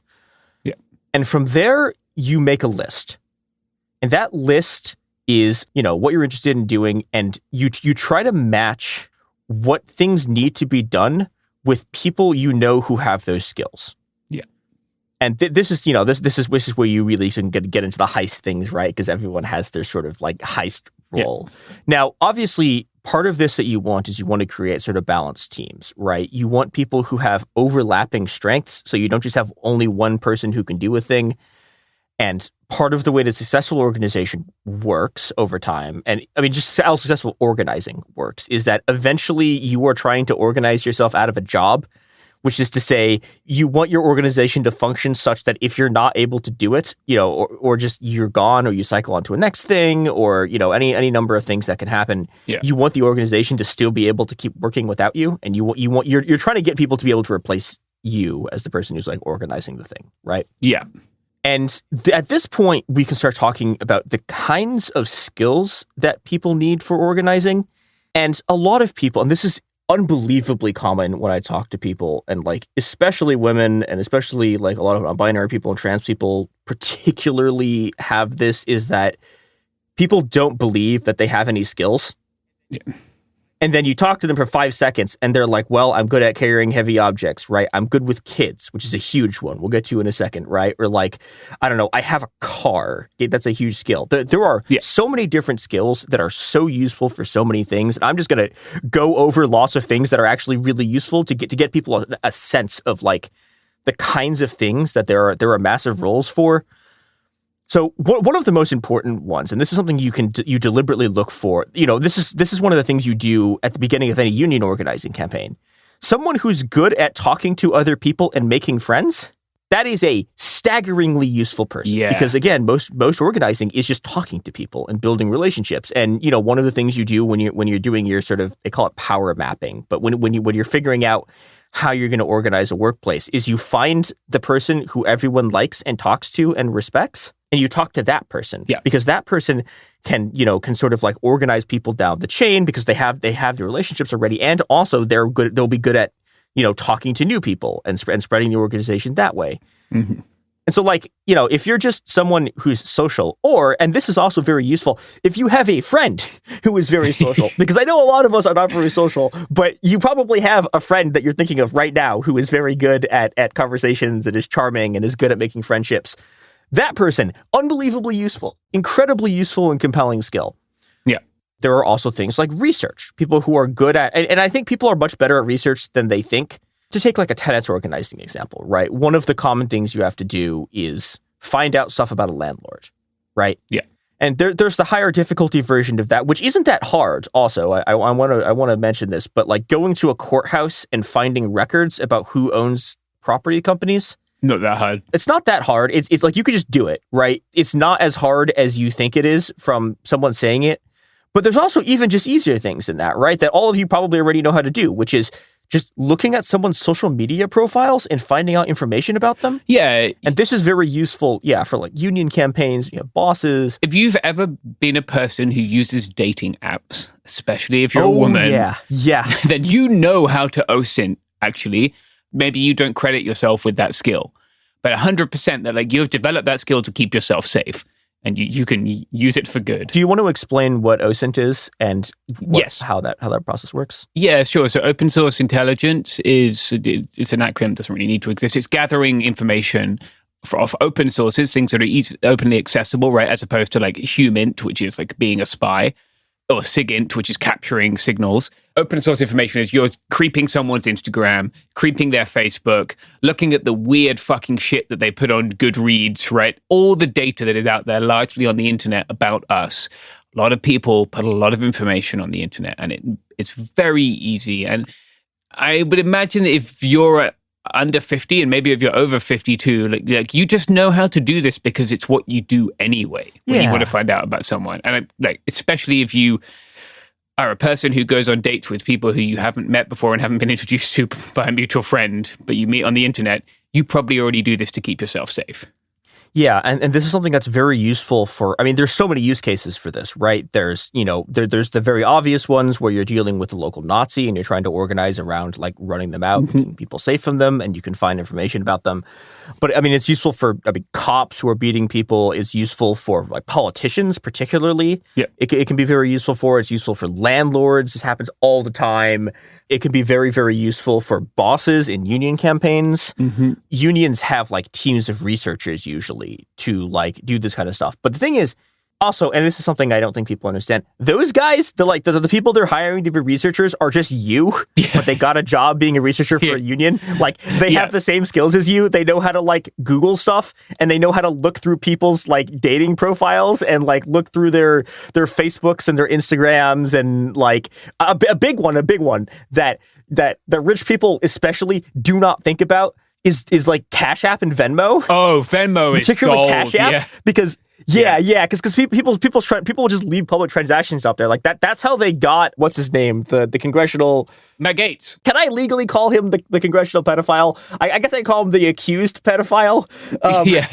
The man credibly accused of sleeping with an underage woman lots of times. And one of the ways they found that was that, and also like paying for that, right? Yes, which is rape, by the way. I want to be very clear about that. Like, having sex with someone who is underage is rape. It is always rape. Yeah. And the way people found that was that they just looked through like his Cash App history, and they found all of these money transfers to people. This is all very, very simple stuff. That's very, very useful organizing wise that you already know how to do. Yeah. Pinterest is another absolute banger. Pinterest. People are pinning. They'd be pinning. If you're hearing some of these things and you think that you can figure out how to do this, that's also a huge skill. Finding people who are willing to learn things and willing to learn new skills is a huge benefit to organizers, because this gives you a flexible person, right? It gives you someone you can like flex into any of a bunch of roles that you need, and also can pick up skills to learn things. Having a car and being able to drive, and I know a lot of you don't do this, but if you do this is you immediately, even if you literally cannot contribute anything else to a project, being able to just drive a bunch of water to a place. Oh yeah, huge, staggeringly useful. Like the amount of things that people can't access because they can't get there is vast. Especially when I talk to migrants, right, who have recently arrived in the US, they don't have a US cell phone, they can't Uber. Yeah. Oftentimes nowadays you can't even pay for mass transit with cash. You have to have a special card. Yep. And then you have to get to the place to get the card, right? The problems you can solve by being able to drive someone 5 miles are enormous. Especially in the US, where everything is designed around everyone owning a motor car at all times. Yep. Yeah, and like transport-based skills are also very useful. I mean, if you hike a lot, that's a very, very useful skill. There's a lot of sort of mutual aid projects. There's a lot of, I mean, even things like setting up summer camps is a thing that like leftist groups do, right? And being able to hike, very good for that. It's good for things like wilderness rescue. There's a lot of, James, like the work you do that has to do with like going and helping migrants, like being able to hike is staggeringly useful skill. Yeah. It's very like it's useful. It's important. It's okay if that's not something you can physically do or that works for the way you like to live your life. Like another thing I was thinking of, which can be massively important and people don't realize, is if you know how to take off a tail light and replace the bulb in it. Yes. Like, we're entering a time when people with DACA, people with TPS, people who are undocumented, people who are on temporary migration statuses are going to be deathly afraid of any interaction with law enforcement. Yeah. If you can change the bulb on someone's tail light or their turn signal indicator, for those of us in the UK, then you can meaningfully protect that person in a really important way. And it can literally take 10 minutes. And this is something that can scale up depending on how much skill you have, right? There's even just very basic auto maintenance stuff is very useful for stuff like this. But, like if you're a carpenter, right? If you're an electrician, you do some kind of trade work, right? You do plumbing, right? That is a thing that is massively useful to a lot of people. There's a lot of other kind of just skills that you have from your job that can be very useful. I mean, having someone to manage a spreadsheet. Oh, yeah.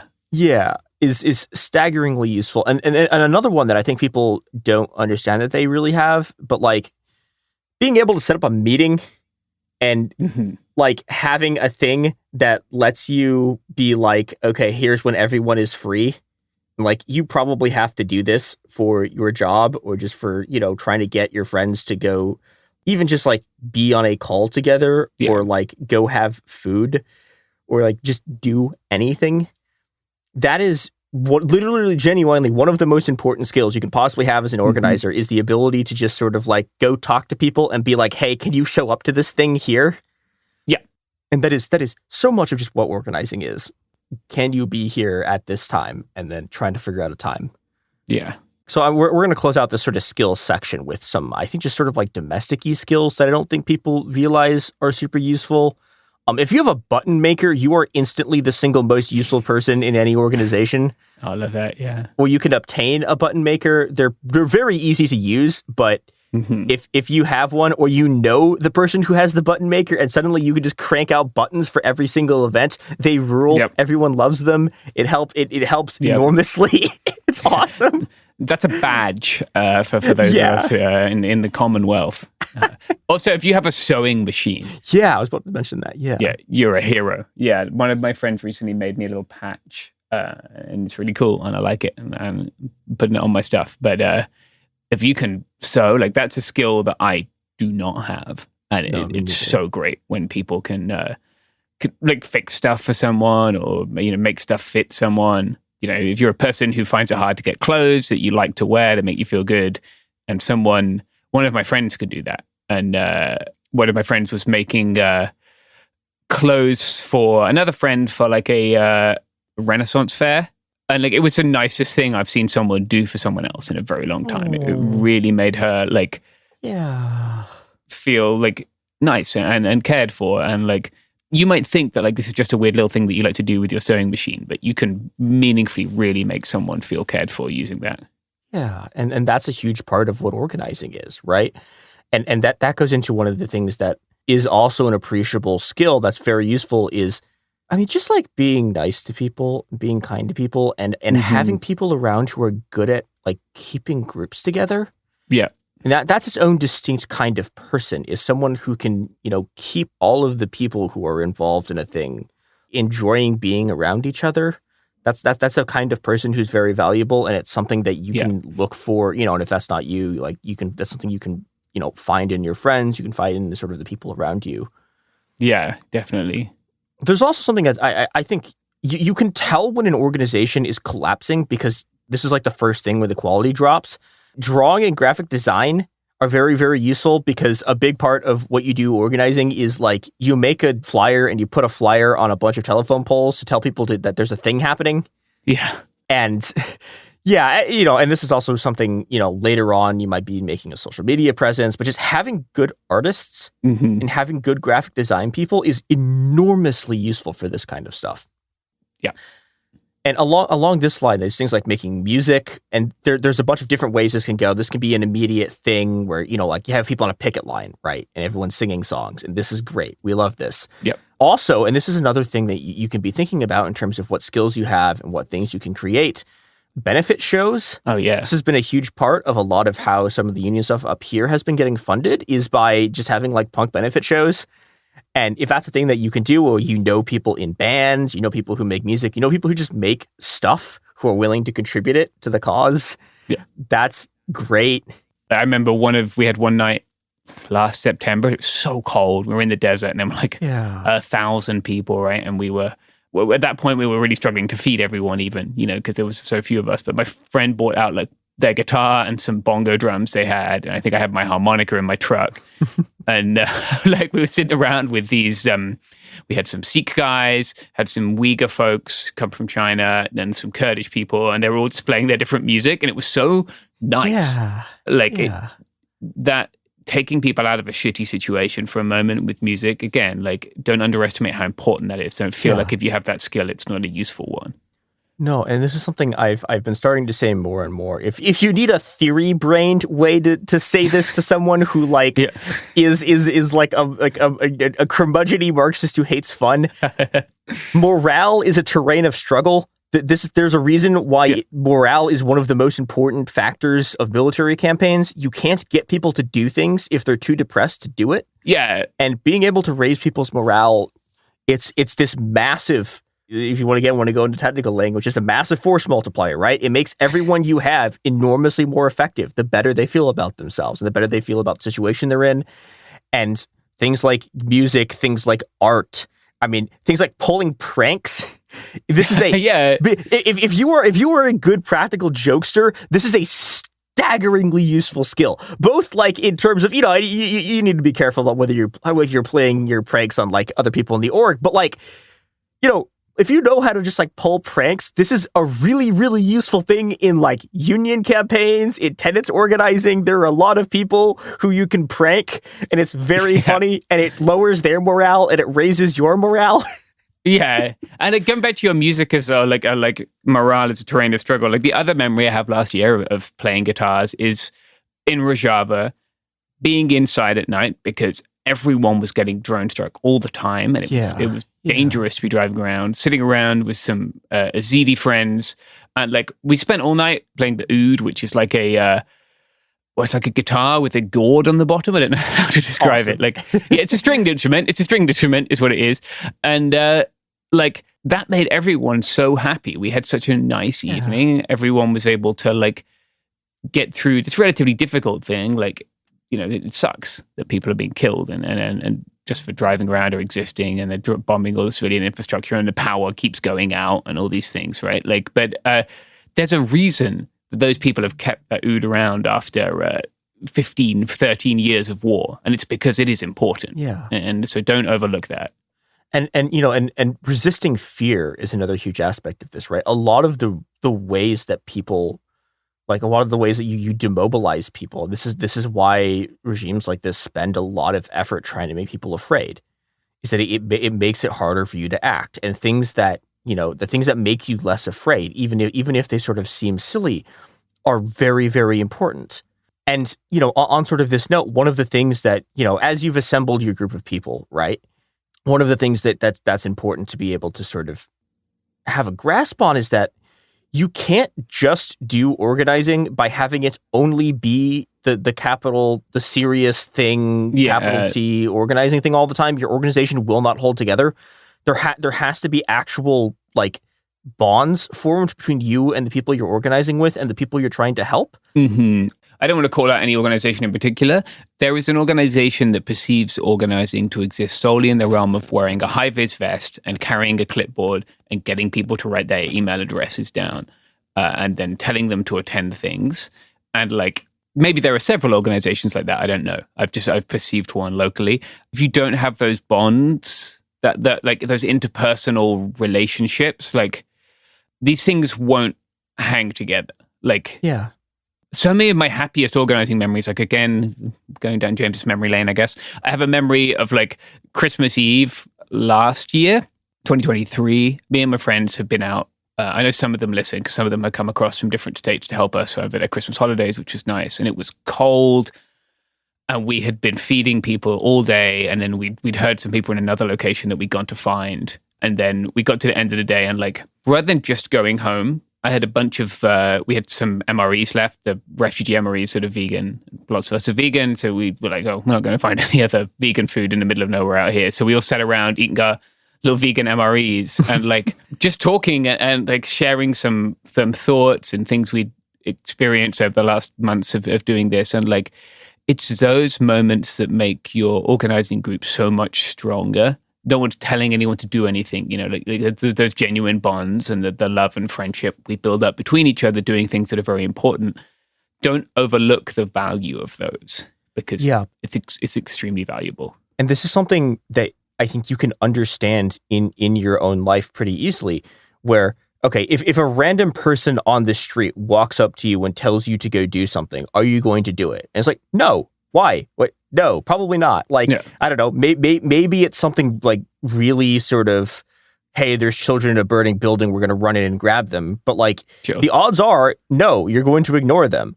But if your friend goes and tells you to do the same thing, and you know you've been friends with them for a long time, and you really care about them, the odds of you doing it are much, much higher. And that's all organizing is. It's finding ways to, you have a thing to do and you go talk to people and you ask if they want to help you do it. Yeah. And the stronger your relationships are, the more likely that is to happen. And that's why it's very important to do things like, you know, just like having potlucks, like bringing snacks to meetings. Oh, yeah. And like, you know, even if you're doing a potluck, it's good to, you know, you do like one capital O, capital T organizing thing, right? You get like a little bit of work done. Yeah. But mostly everyone's just sort of relaxing and eating chili or whatever. Yeah. If you're a baker, you know, you can bake for people. That's a wonderful thing to share. Oh my God. Yes. Yeah. And just knowing how to cook. I realized I forgot to mention this one. Knowing how to cook is a staggeringly useful skill. Yeah. It is useful in literally any kind of organizing you could possibly be in. It is a thing. It is a skill that is useful in like, it's useful in war zones. It's useful like literally no matter what organization you are in. If you can cook for people. Oh yeah. And you don't have to be like a good cook. It's just like you can show up with food that you have made. You have instantly made this whole thing more successful. Yeah, definitely. Like I've had some wonderful meals in war zones and I've deeply appreciated those people. More broadly though, those ties, like the way we organize without the state, the reason I believe that is the way we should organize and the way we will continue to organize and the way that we can make the state irrelevant is because we understand each other as people and care about each other as people. And then we approach our organizing holistically, right, with everyone in it, knowing this person is good at this, but they're struggling with this right now. And I care about them, so I'm not going to make them do that right now. That is how we can build sustainable communities in a way that state cannot and in a way that capitalism cannot, right? Because fucking Hertz Rent-A-Car doesn't care or know about its employees in a way that we who organize with people and care and love one another do. And like, that's why our organizations will always be stronger than those created by capitalism or the state. Yeah. Unfortunately, speaking of capitalism or the state, we're taking our last ad break. We're doing it. Yeah, hopefully it's Rent-A-Car.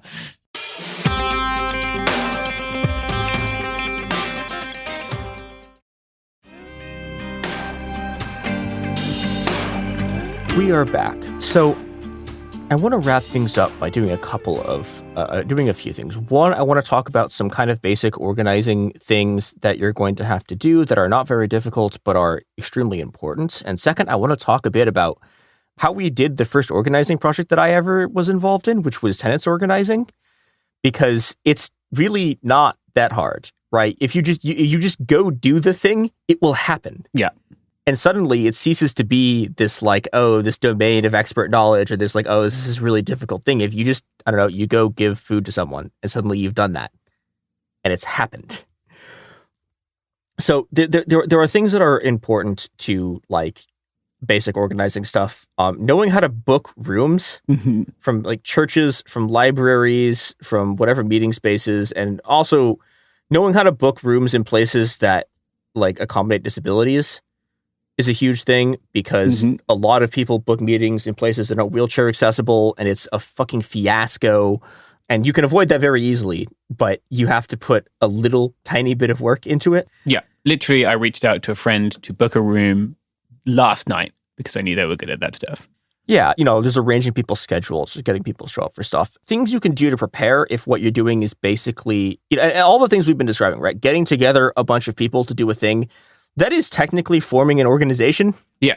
Now, how formal or informal you want it to be, or just, maybe it's just your organizing project or whatever, there's things you usually want. You want some kind of email so people can contact you.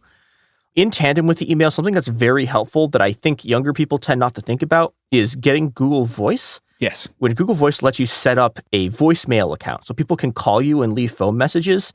I mean, everyone should just do this, because this is the way that a lot of older people communicate, right? They won't send you an email, but they will leave you a voice message. And it's very, very useful for this. Childcare is something that's important. A lot is probably too strong of a word, but like I did childcare when I was organizing, and it wound up being really helpful because there's a lot of people with kids. And so, there's a couple of ways that this can work. One is that, you have everyone bring their kids, you have like a little space, you bring them like coloring stuff, you bring them toys, you bring them games, and you just sort of watch everyone for a while.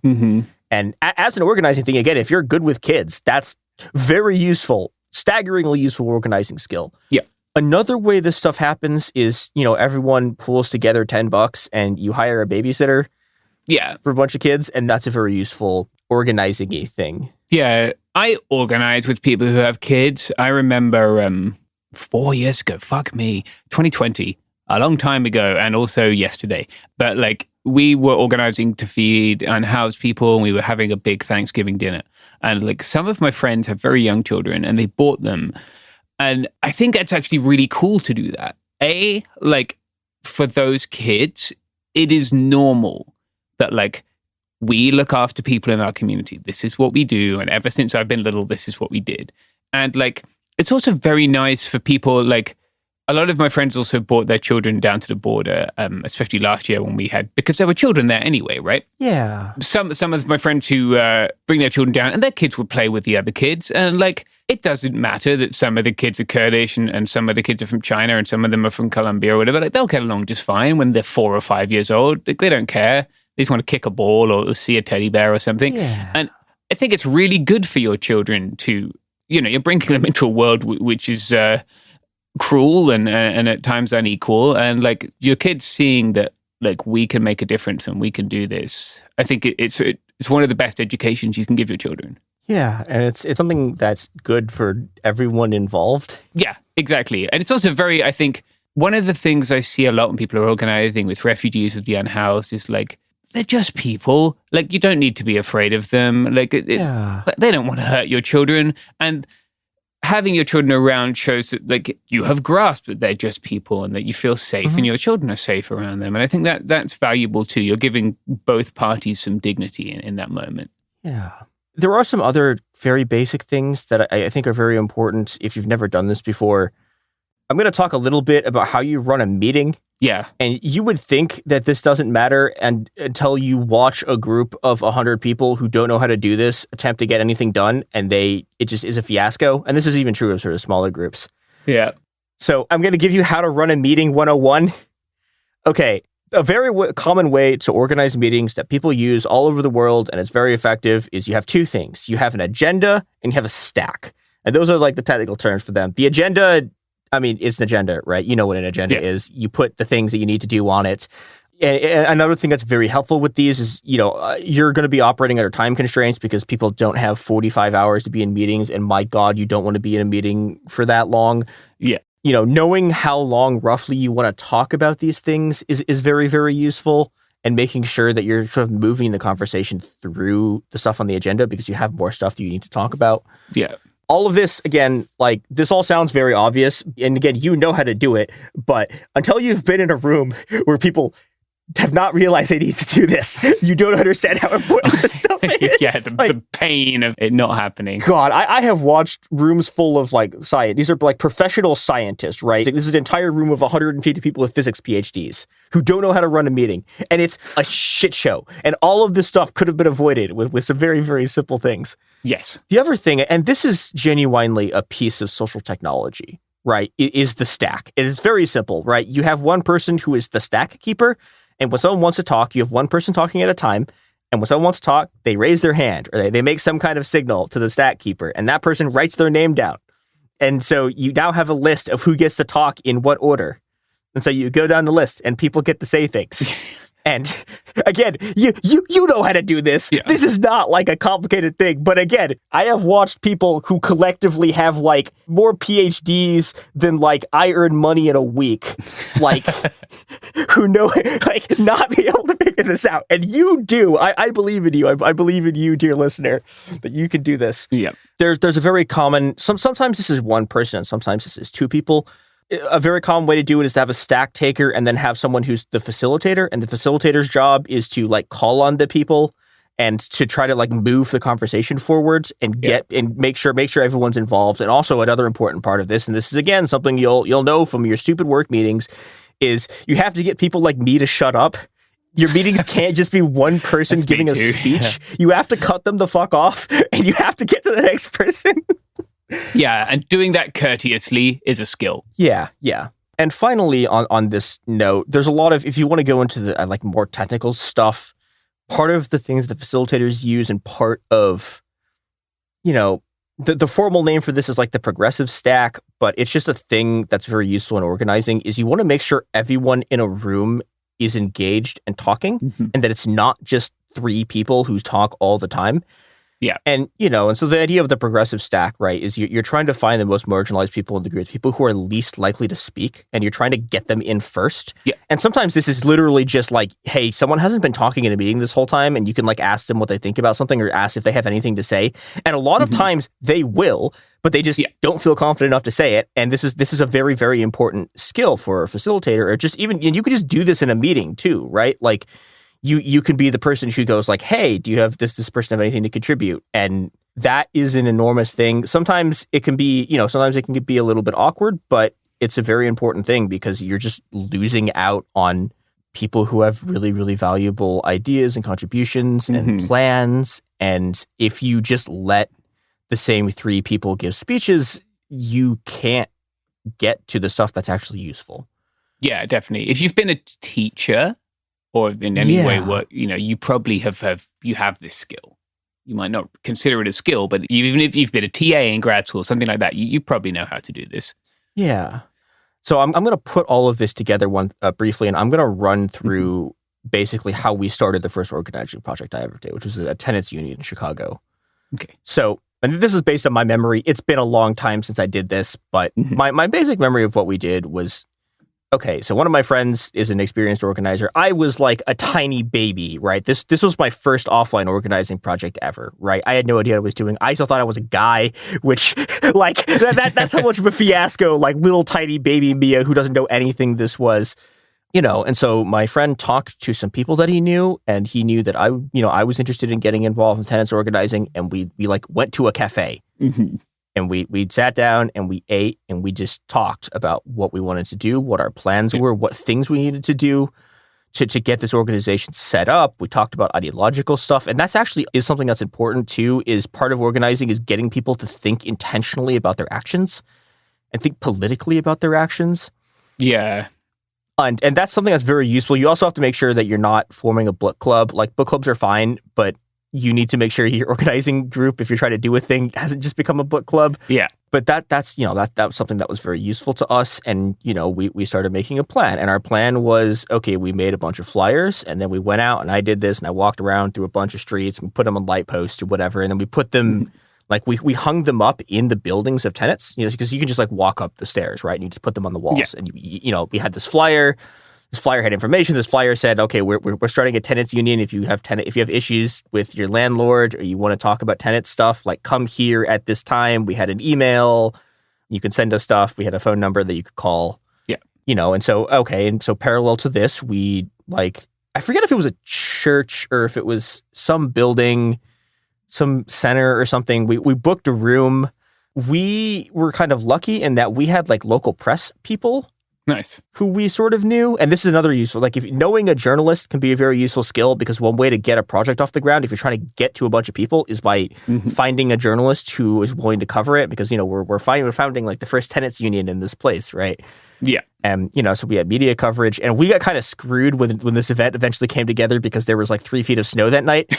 But people still came. Came in the blizzard. Like a lot of people showed up for this. What other things did we do? We also we just started talking to people, right? We started talking to tenants about their problems. We just, we talked to our friends. We talked to the people they knew. We ended up talking to someone, and this is the thing that just happens as this spreads by word of mouth, right? People start contacting you. We ran into a really long time tenants organizer in the city who had a bunch of incredible stories about how our corrupt politicians got their jobs by betraying the old tenants organizers, right? And like that's the other thing is, another thing that happens in projects is you'll just pick up someone who's, has been doing this since like the 60s. Yeah. And it rules because they have a wealth of experience and they want to do stuff. We plotted out what we were going to do at our meeting. We were going to do some political education. We were going to have a bunch of time for people to talk about stuff, and we were going to, get people to understand what we were doing, how they could start organizing, and then we did it. And I unfortunately don't remember much of what we talked about because I was off in another room taking care of a bunch of people's kids, which was very nice. But I don't remember what we talked about. But like and all of those things, right? All of those steps from the start of you get 5 of your friends to go eat dinner and you talk about what you want to do through. Someone makes a flyer in like Microsoft or whatever. You make it in like PowerPoint. MS Paint. Publisher. What's the one I'm blinking? I haven't used it in so long. The one you make greeting cards in. I forget what it's called. You're asking the wrong person. There's like an actual program, and I've forgotten what it is. Yeah. You used to use it to make Christmas cards. But like, okay, so we made a flyer, and then we walked around, and we put the flyers up, and we made an email. We got a space together. We figured out what we wanted to do. And then we did it. Yeah. And, and there's a bunch of organizing from there, right? But like, we had started a thing. And you can do every single one of those steps. And if you can't personally do one of those steps, you can think of a person who you can bring in to help you do these things. Because organizing, you already fucking know how to do it. Yeah. You just have to go out there and do it. Yep. You can have faith. Yeah. And this has been It Could Happen Here. Go organize.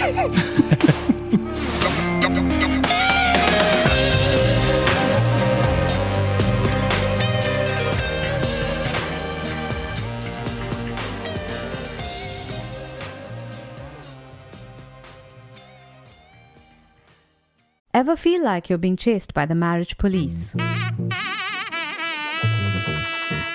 Welcome to Boys and Girls, the podcast where dating isn't dating. Arranged marriage is basically a reality show, except the contestants are strangers and your entire family is judging. You're sipping coffee with one maybe, grabbing dinner with another, and praying your karmic Ken or Barbie appears before your shelf life runs out.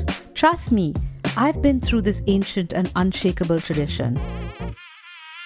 I jumped in hoping to find love the right way, and instead I found chaos, cringe, and comedy. And now I'm looking for healing.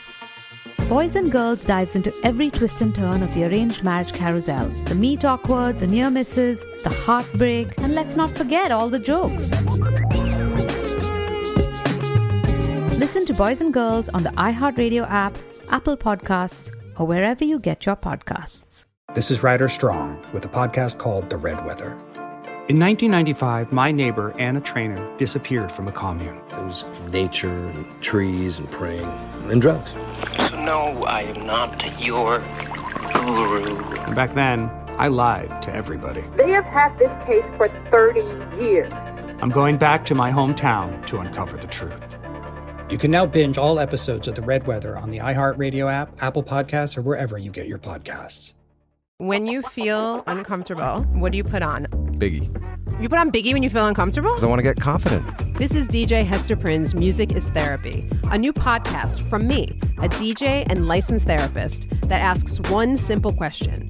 Who do you want to be And what's the song that can take you there? Music changes what you feel, and what you feel changes what you do, right? That moment where a song shifts something inside you, that's where transformation starts. This year, I'm talking to experts across every area of life, like personal finance icon Jean Chatzky, New York Times journalist David Gellis, relationship legend Dan Savage, human connection teacher Mark Groves, and the man who shaped my ear more than anyone, Questlove.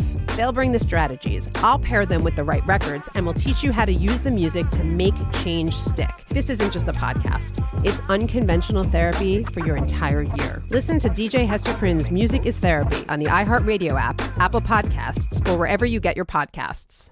You know Roald Dahl, the writer who thought up Willy Wonka, Matilda, and the BFG. But did you know he was also a spy? Was this before he wrote his stories? It must have been. Our new podcast series, The Secret World of Roald Dahl, is a wild journey through the hidden chapters of his extraordinary, controversial life. His job was literally to seduce the wives of powerful Americans. What? And he was really good at it. You probably won't believe it either. Okay, I don't think that's true. I'm telling you, the guy was a spy.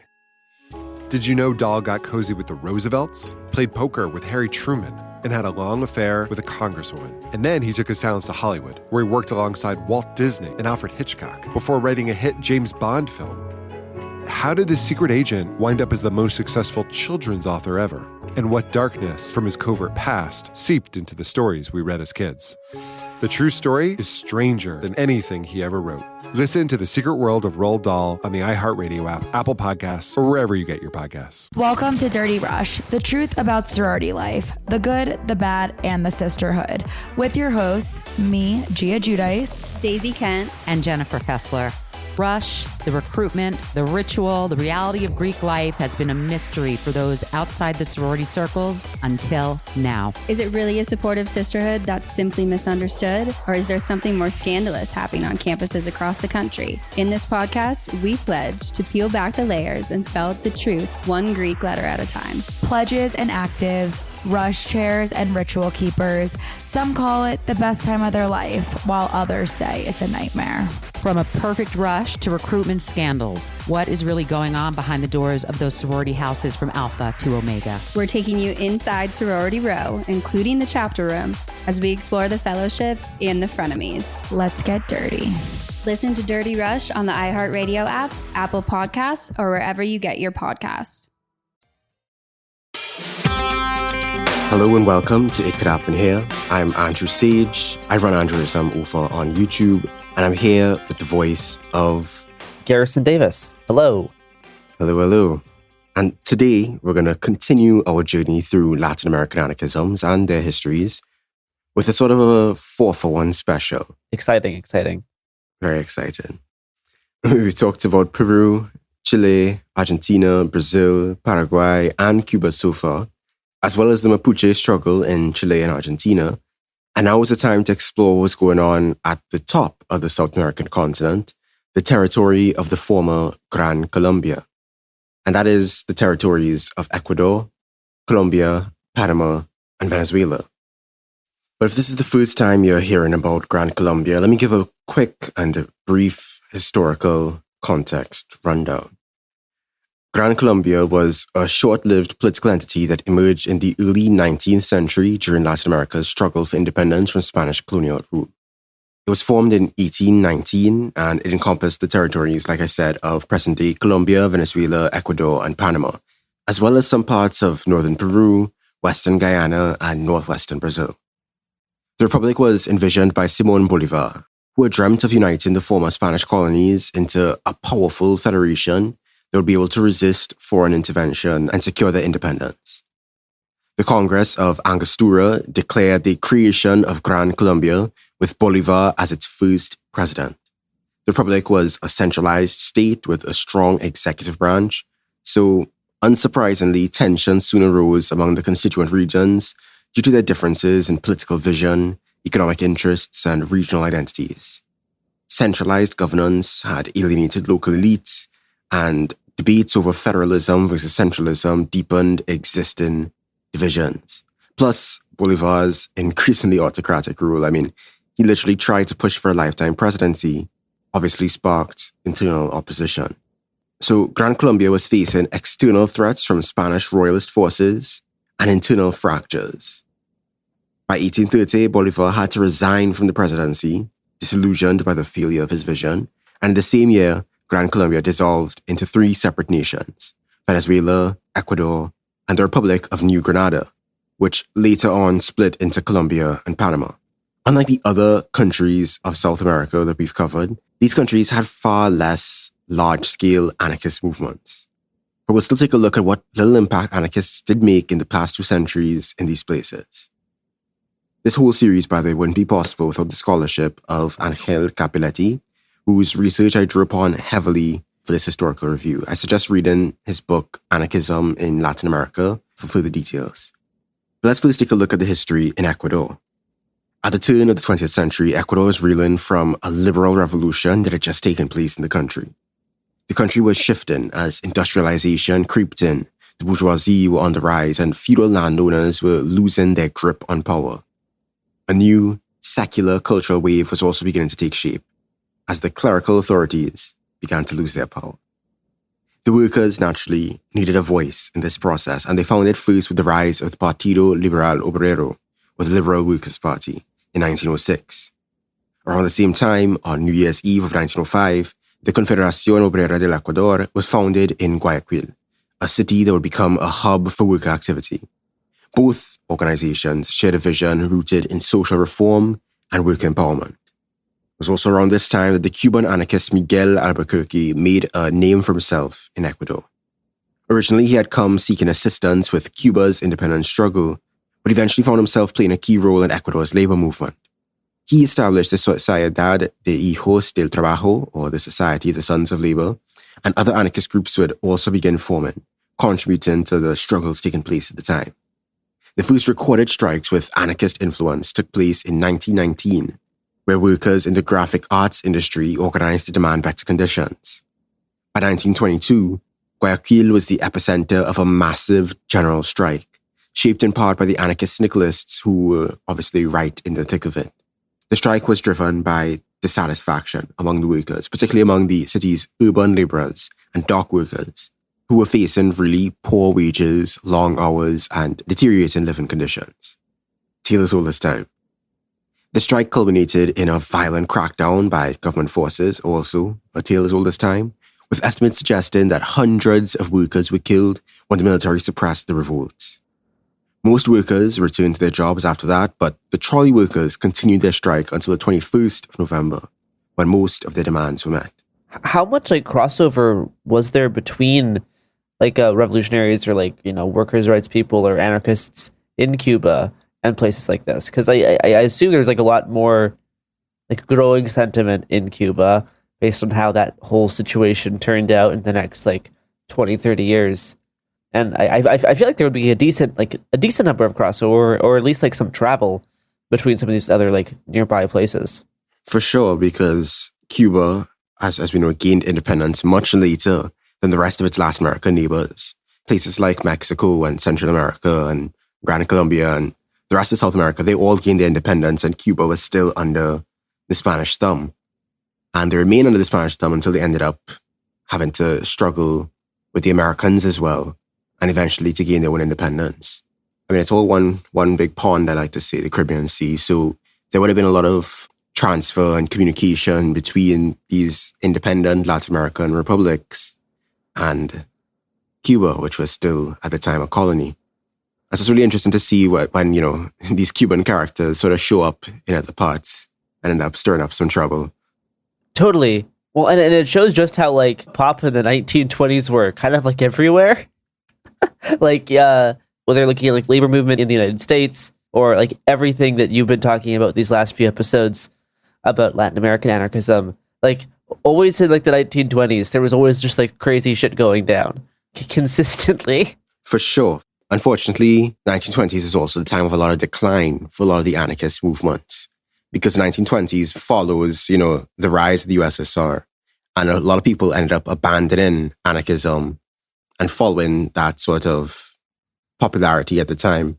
Well, and similarly, once we start getting into the early 30s, I remember in the last few episodes that you've done, you see the resurgence of like right-wing populism, like really hard. Yes, we tend to see a lot of resurgences. And like all of this like revolutionary potential that's been growing the past few decades all gets like co-opted or channeled into like right-wing nationalism, right-wing populism. And like that's like a whole other pivot that happens.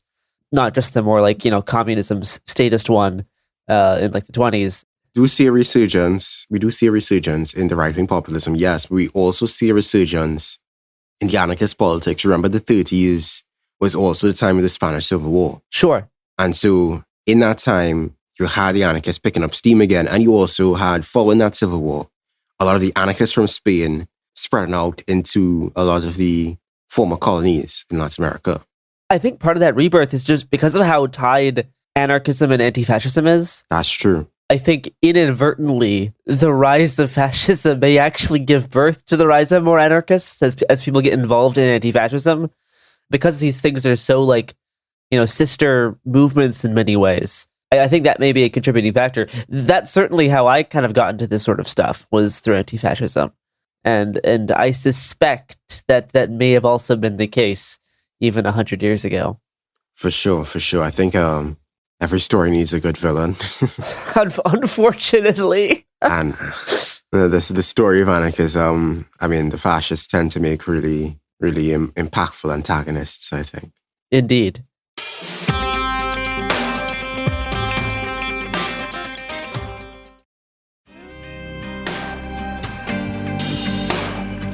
At the same time, we also had in Ecuador, as we had these strikes going on, we also had the anarchists doing, that thing that anarchists like to do, which is a study group.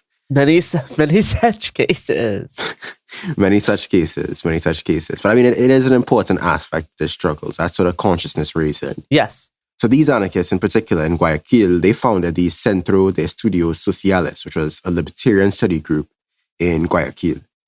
And then a decade later, 1920, the anarchists also established a Centro Gremial Sindicalista, or the Syndicalist Guild Center, which had a mission to, and I quote, liberate all the oppressed of the earth by bringing them into a libertarian syndicate that will replace the present system, and opposing all political and religious doctrines as destructive and prejudicial to the rights and aspiration of workers, end quote.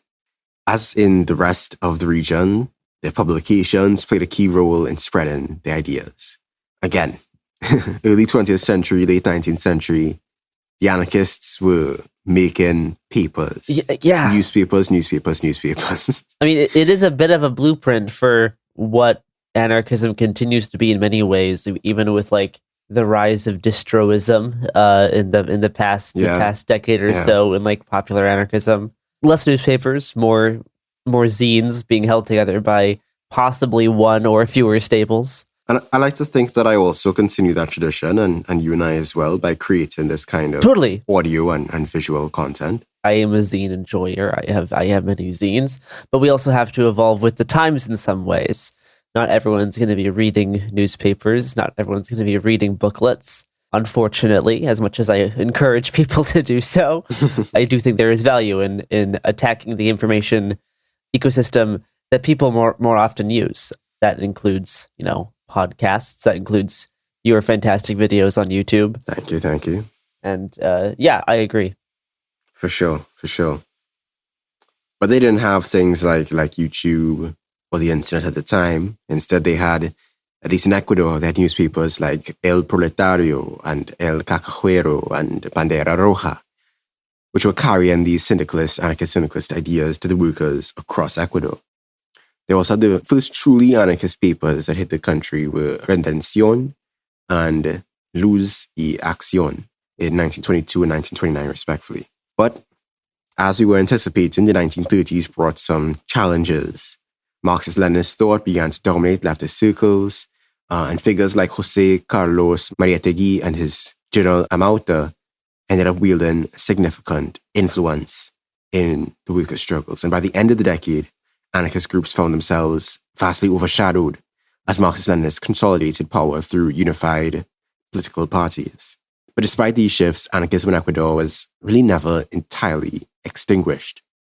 It actually continues to influence workers' organizations, like the Federación de Guayas, well into modern times. But now let's make our way north to Colombia, as a similar story unfolds of anarchism taking root in the early 20th century. And this is actually a fun fact here, because both Elise Reclus and Mikhail Bakunin visited Colombia. Reclus was there for research purposes, and Bakunin wasn't an anarchist at the time. So they didn't directly contribute to the anarchist movement, as far as we know, in the country. But by the 1910s, anarchist ideas were definitely spreading, finding a home among students, artists, writers, and workers. And this wasn't just idle philosophizing. They also got to work building worker societies and organizing mass actions, like the May 15th demonstration in 1916, which, of course, met with brutal police repression. From there, the movement gained momentum. In 1920, port workers in Cartagena went on strike, and by the following decade, anarchists were at the forefront of workers' militancy all across the Caribbean coast, which was more connected to global struggles in the rest of Colombia, and was thus a hotbed of organizing and unrest. If you know the geography of Colombia, you'd know that there's a lot of jungle and mountainous region, and near the middle of the country, there's at the coast where you tend to have more of the activity and connection with the neighboring countries in the Caribbean Sea. Fun fact, there's actually a lot of people in the English-speaking Caribbean aren't aware of the fact that there are people in the Spanish-speaking Caribbean who consider, coastal Colombia and coastal Venezuela to be part of the Caribbean. But that's like the sort of niche discourse that you get on r/Ask Caribbean. The few anarchists that were present in Colombia were part of nearly every major uprising, including the Barranquilla strike of 1910, the labor wave that swept Cartagena, Barranquilla, and Santa Maria in 1918, the first strike against the notoriously bloody United Fruit Company in 1918, the Girardot Railroad strike and the Artisans and Labor strike in Bogota in 1919, the oil strikes in Barrancabermeja during the 1920s, including one against the Tropical Oil Company in 1927, which cost 1,200 workers their jobs and painted a target on the backs of the organizers because how dare you mess with oil? And then finally, there was the famous Santa Maria banana strike of 1928, where workers demanded fair wages and better treatment, and the government responded at the behest of the United Fruit Company by claiming hundreds of lives. After the massacre, the anarchist movement in Colombia was heavily repressed, and because of how small it was, it didn't quite pick back up. As historian Max Nettlau noted, publications like Organización in Santa Marta and Via Libre in Barranquilla disappeared by the late 1920s. This crackdown on anarchists, coupled with the rising influence of Bolshevik-led unions, shifted the landscape, and by the 1930s, anarchist organizing was all but silenced in Colombia. But there's a part of Colombia that we're missing. You see, at one point, Panama was considered part of the country, so there must have been stuff happening on that little sliver of land, right?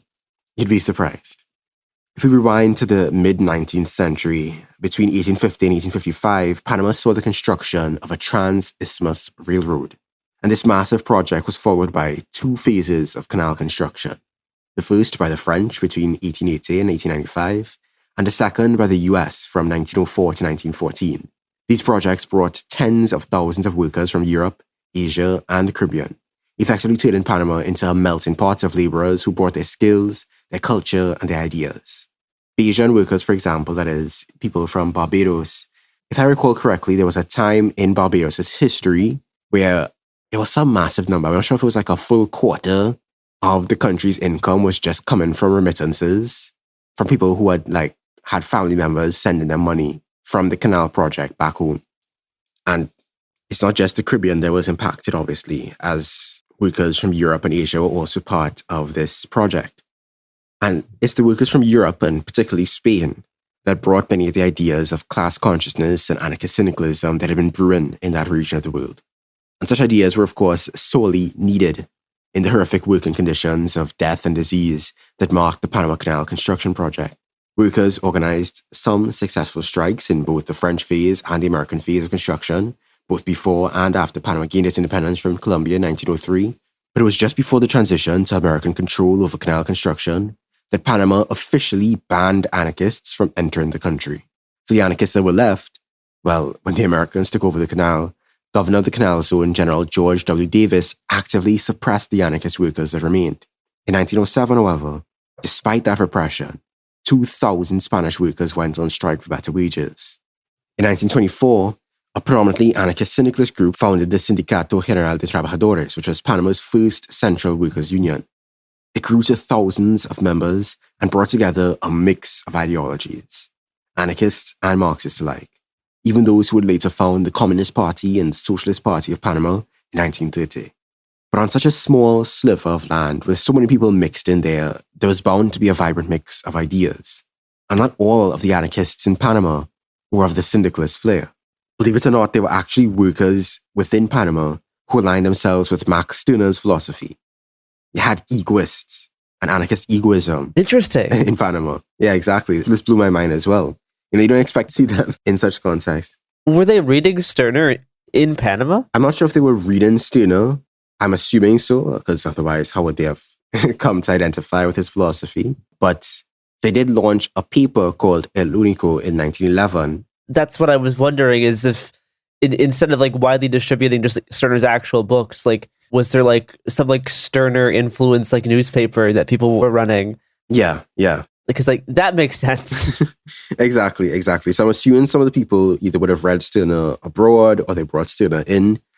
And they were obviously inspired by it. And they were skeptical of the sort of mass movement syndicalism that was popular at the time. Sure. Many people are. They were questioning its effectiveness as a strategy for anarchy. Yeah. And so they were focused primarily on organizing sort of smaller affinity groups. Yep. And one of those groups ended up launching that paper, El Único, to spread the ideas. And obviously it called itself an individualist publication. That's so funny. That's so emblematic of where we still are with anarchism.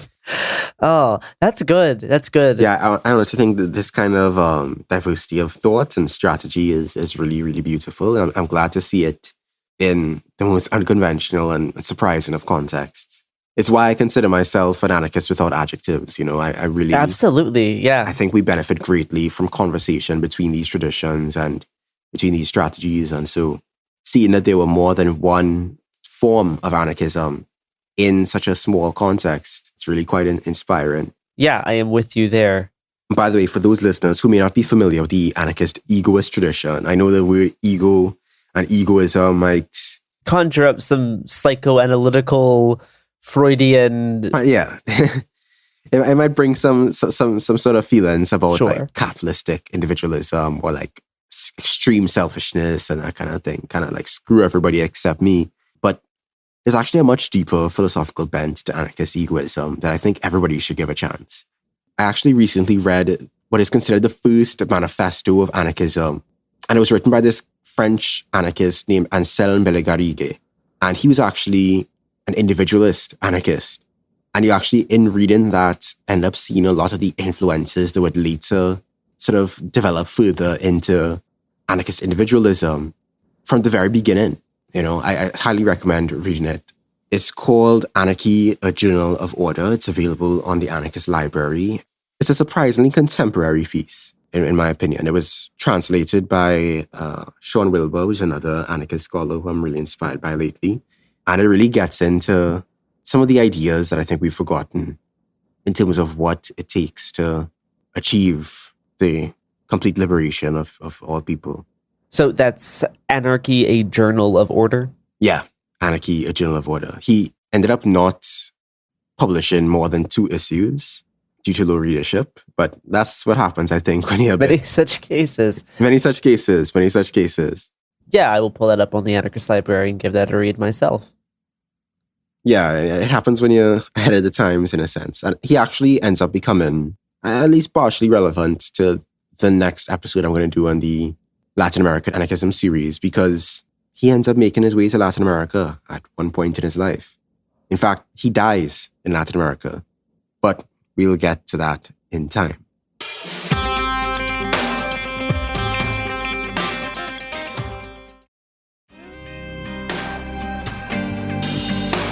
Finally, we turn to Venezuela.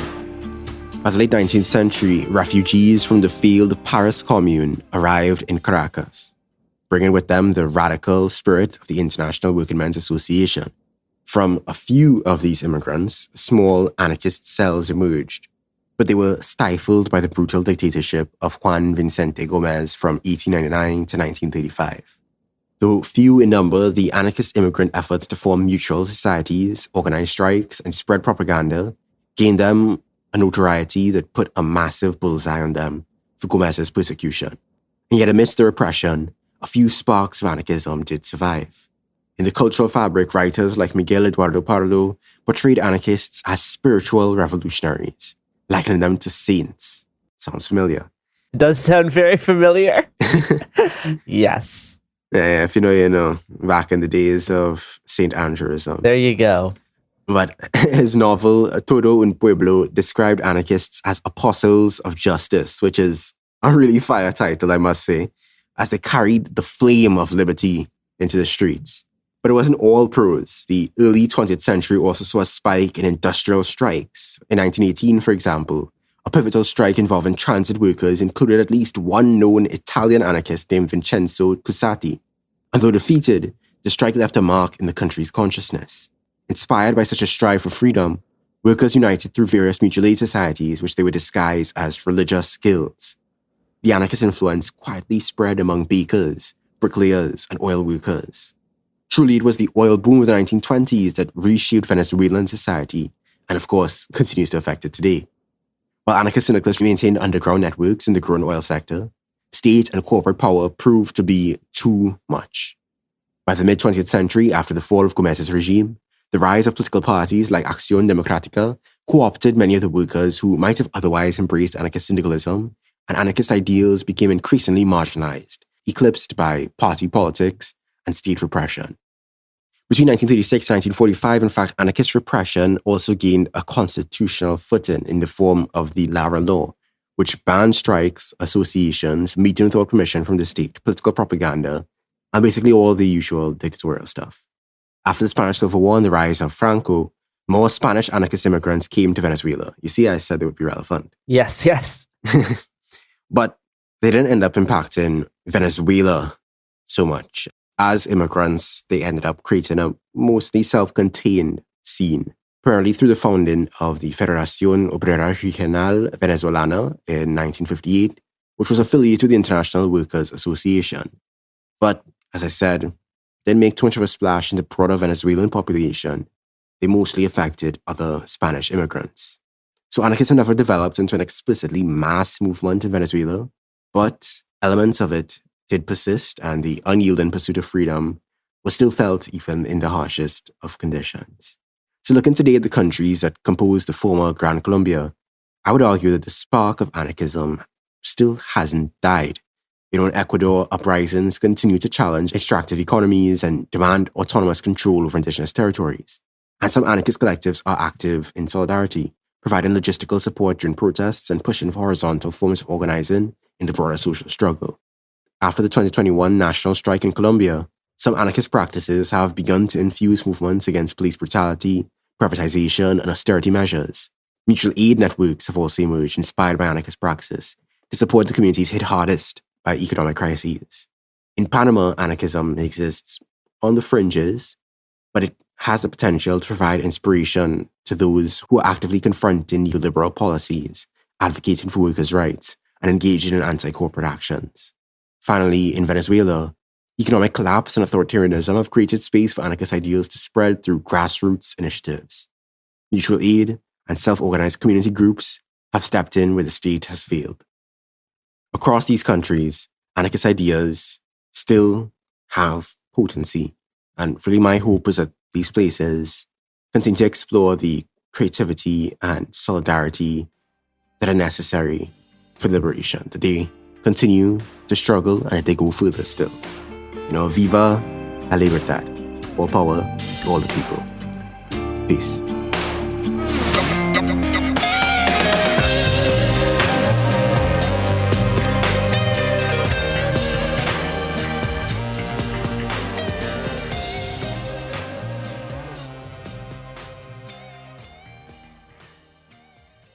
Ever feel like you're being chased by the marriage police? Welcome to Boys and Girls, the podcast where dating isn't dating. Arranged marriage is basically a reality show, except the contestants are strangers and your entire family is judging. You're sipping coffee with one maybe, grabbing dinner with another, and praying your karmic Ken or Barbie appears before your shelf life runs out. Trust me, I've been through this ancient and unshakable tradition.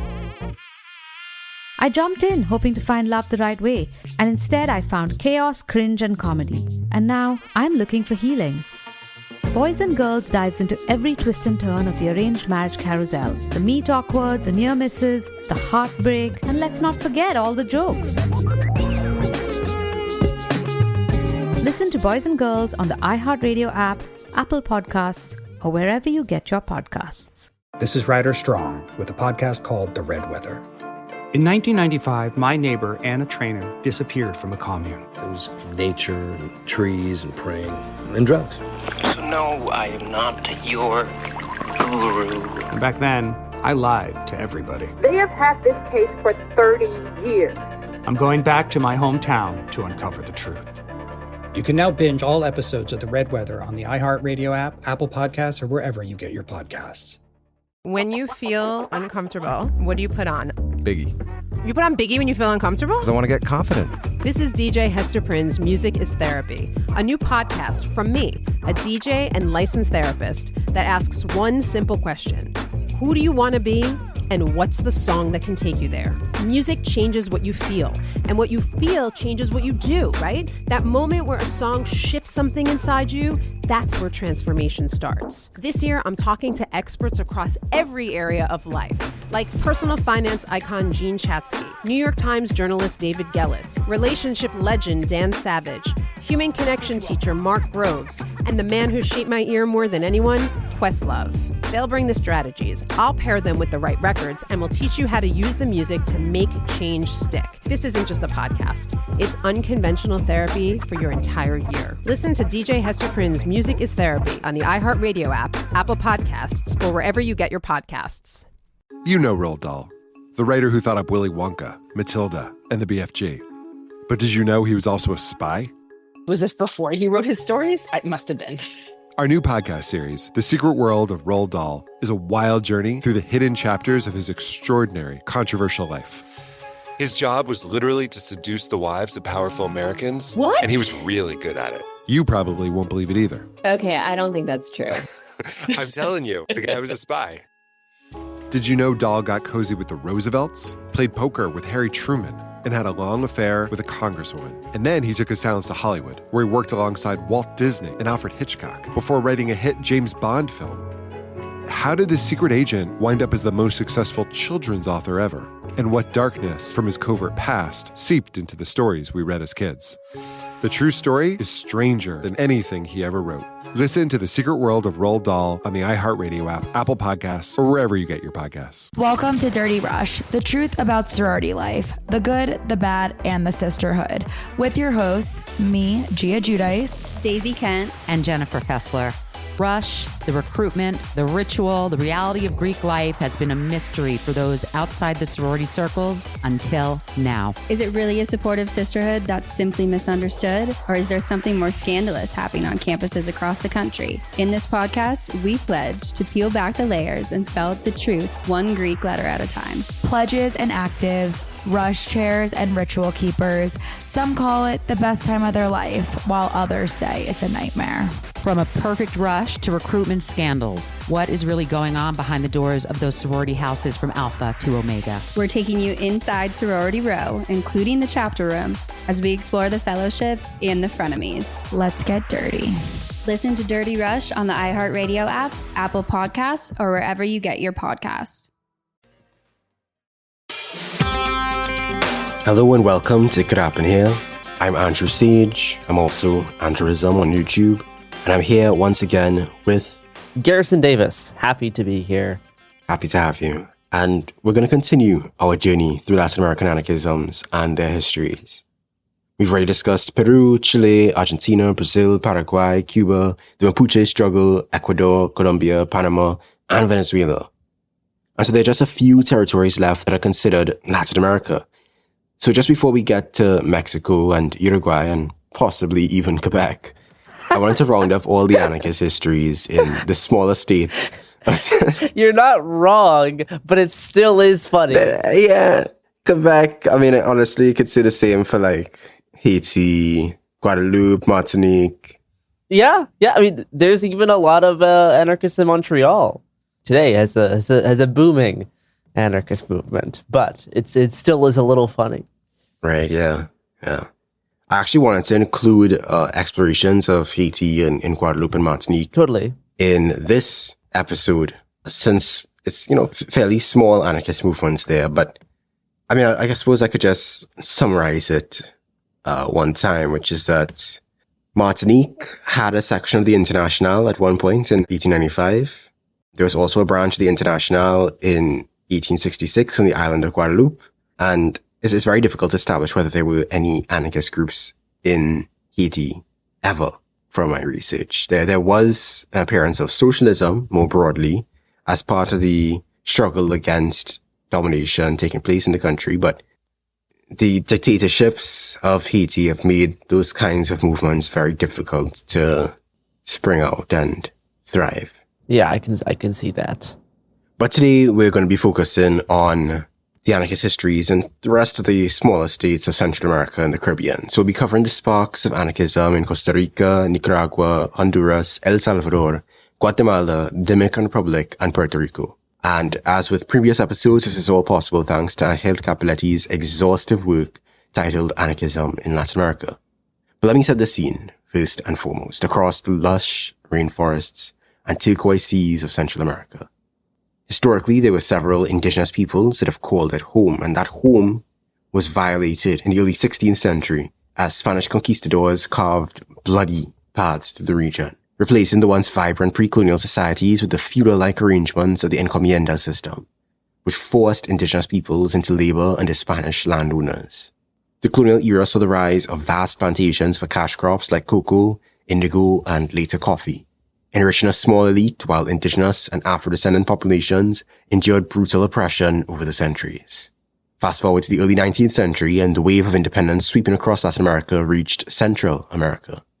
In 1821, the region officially threw off Spanish rule, and in 1823, Central America gained its independence from the Mexican Empire.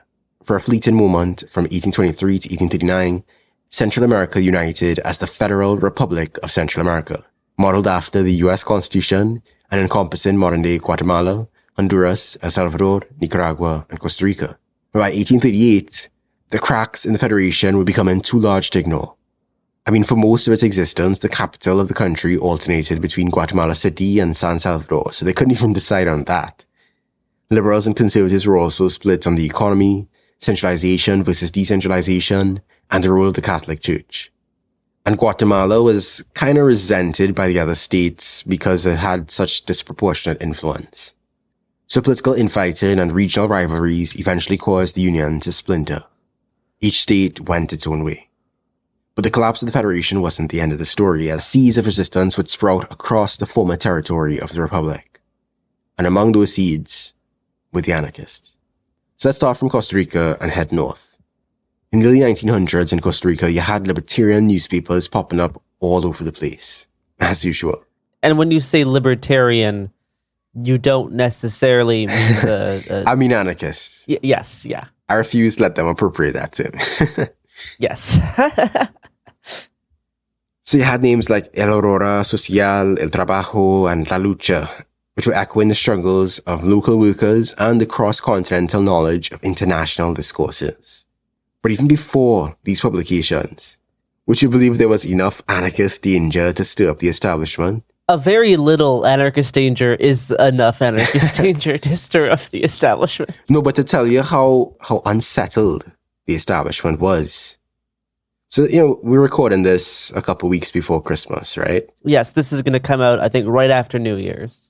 Okay, and I don't know if you've gone to church for Christmas before, if that's a thing that you've done. I have. Okay. I have as well.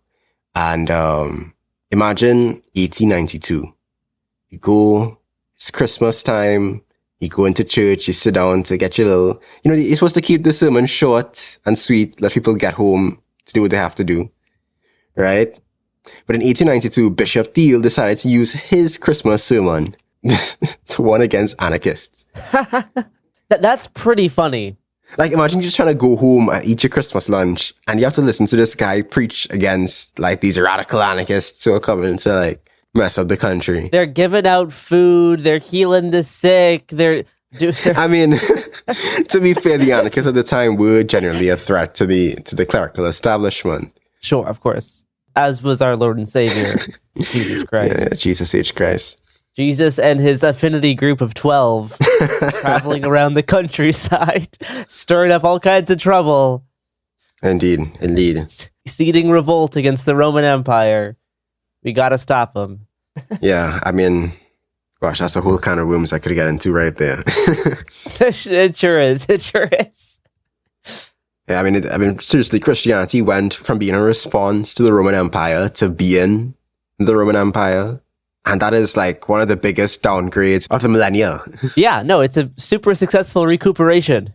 And that's why I do find, as much as it has some problems, liberation theology, especially the version in the South, to be kind of compelling. I wouldn't consider myself a Christian necessarily, but as a religious sect goes, I am interested in what liberation theology kind of does and how it tries to re-radicalize forms of Christianity. For sure. I have some concerns about it and other strands of Christian anarchism. Same. As somebody who grew up Christian. Yeah, same. But, of course, this is not the place to digress about that topic, as we do have quite a few countries to cover. So the Costa Rican anarchists were not just being called out by the bishops, you know. They were also struggling, for an 8-hour workday, such as with the Baker Strike in 1905. And they would also demonstrate against the assassination of anarchist educator Francisco Ferrer. Nice. They would also found the Centro de Estudios Sociales Germinal, which was a collective of intellectuals and workers who focused on studying and expanding upon anarchism. And in 1911, they would launch the journal Renovación, which lasted an impressive 70-plus issues. They helped to organize Costa Rica's first May Day celebration in 1913. And even as late as the 1920s, groups explicitly formed for libertarian action. But unfortunately, the anarchist influence wouldn't be as impactful in the country heading into the mid-20th century, as the country faced 2 dictatorships. However, the defeat of the latter in 1949 actually ushered in the most peaceful and stable political situation in all of Latin America. I suppose that might be because the democratic government that followed didn't transgress U.S. interests. They do have a U.S. military base in the country, after all, but let me not speculate too much. Look, who doesn't have a U.S. military base these days? Come on. Cut them some slack. That's right. Yeah. Andrew, I thought you were pro-internationalism, but here we go. Yeah. Look at this parochial, backwards, regressive. You're telling me you don't want boots on the ground in your country? Globe emoji in bio version of internationalism.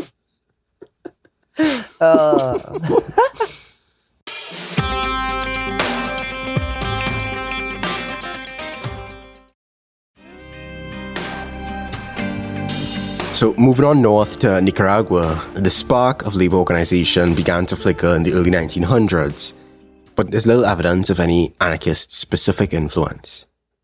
In 1918, the Federación Obrera Nicaragüense, or the FON, emerged and pulled together various mutual societies from across the country, from shoemakers to bakers to tailors, from León to Managua.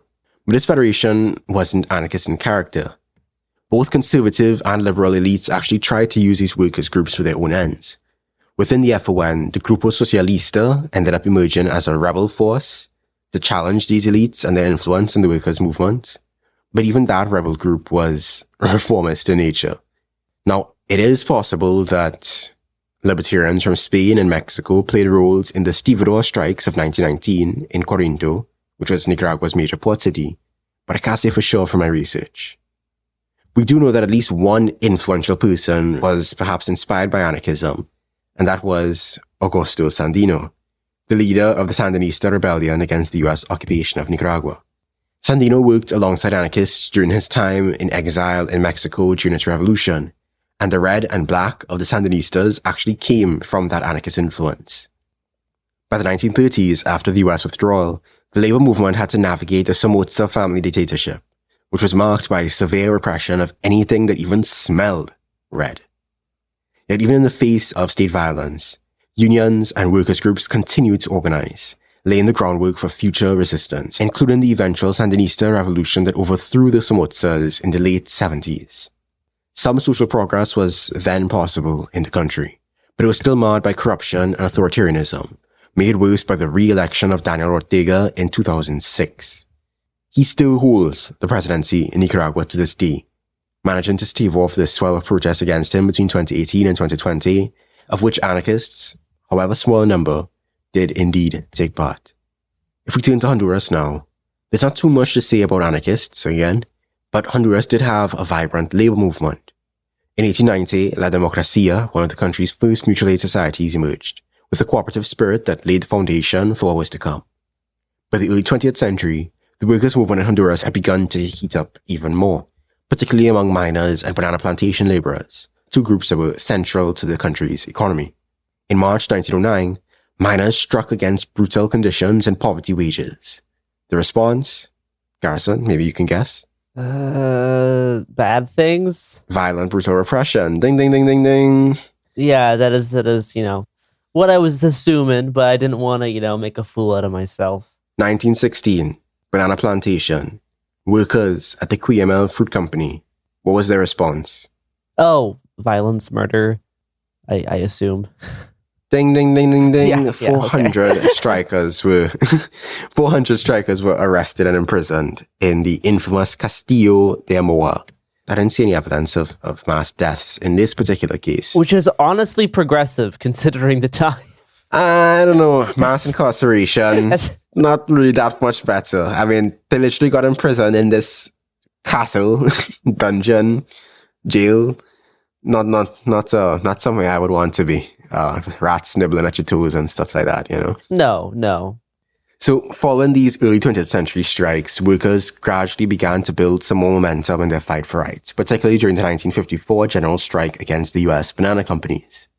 This strike led to significant gains, including the legal right to organize and the emergence of a more unified labor movement. Now, were anarchists involved in these movements? It's possible, as the movements do bear much of the language and hallmarks of the anarchist syndicalist thought at the time. But to identify specific names is difficult, and there doesn't seem to be any evidence of specifically anarchist groups in the early labor history of the country. As in other parts of Central America, it appears that Marxists had a bit more influence in their struggles. In response to the workers' gains, the US-backed military coups arose to counter that progress. The 1963 coup against President Ramon Villeda Morales ushered in decades of military rule, which stifled labor movements and peasant movements, often violently. During the 1970s, the campesino or peasant land struggles intensified as the people demanded redistribution and reforms. They did get some reform under General Oswaldo López Arellano, but these reforms were limited and met with the usual repression. In transitioning to a civilian government in the 1980s, Honduras remained under heavy US influence, serving as a base for anti-communist activities in Central America. Then neoliberal policies in the 1990s eroded many of the hard-won social and labor rights, as privatization and austerity measures deepened the inequality in the country. The 2009 coup against President Manuel Zelaya marked another turning point in modern Honduran resistance. Zelaya's progressive policies, including raising the minimum wage and considering agrarian reform. Imagine you're considered progressive even considering agrarian reform. But for that thought crime of considering agrarian reform, he was alienated by the business elite and the US-aligned military, and thus couped. And this triggered, of course, a wave of militarization and repression, and protests were met with violence and human rights abuses, the usual. In the years following the coup, movements like La Resistencia unified a broad coalition of workers, indigenous groups, feminists, students who were all demanding systemic change. But the issues persist. Honduras continues to face crises of poverty, violence, and migration. But grassroots organizing continues. The ground there is indeed fertile for an anarchist resurgence. And then we come to El Salvador. Anarchists, both local and international, played a key role in shaping the early labor movement. Spanish, Mexican, and Panamanian anarchist syndicalists worked with them ideas of collective resistance and workers' autonomy. One of the earliest milestones in the country was the Unión Obrera Salvadoreña, founded in 1922, which united workers under the principles of mutual aid and direct action. By 1924, the Federación Regional de Trabajadores de El Salvador, or FRTS, emerged and was initially steeped in anarchist syndicalist ideas before shifting towards Marxism in the late 1920s. In the 1930s, the anarchist Centro Sindical Libertario was founded and operated in San Salvador. Unfortunately for pretty much everybody in El Salvador, 1932 happened. The devastating La Matanza of 1932, to be specific. This was a massacre that was orchestrated by the dictatorship of General... Oh, I shouldn't have told you. I should have asked you what you think the La Matanza means. I don't know if you brushed up on your Spanish. Unfortunately, no. My Spanish is actually quite famously bad. I really should work on it. I'm sure you're envying my stumbling through all these Spanish names throughout this series. See, that's usually me. I'm just happy to have it be someone else, so James doesn't laugh at me for reading too many books but not practicing saying things out loud as a kid. Yeah. I feel you. I mean, for me, I think one of the difficulties, I have been learning Spanish like all my life. Yeah. The difficulty is when you're speaking at a momentum in one language, at least in my experience, it's really difficult to switch the patterns of pronunciation to the other language.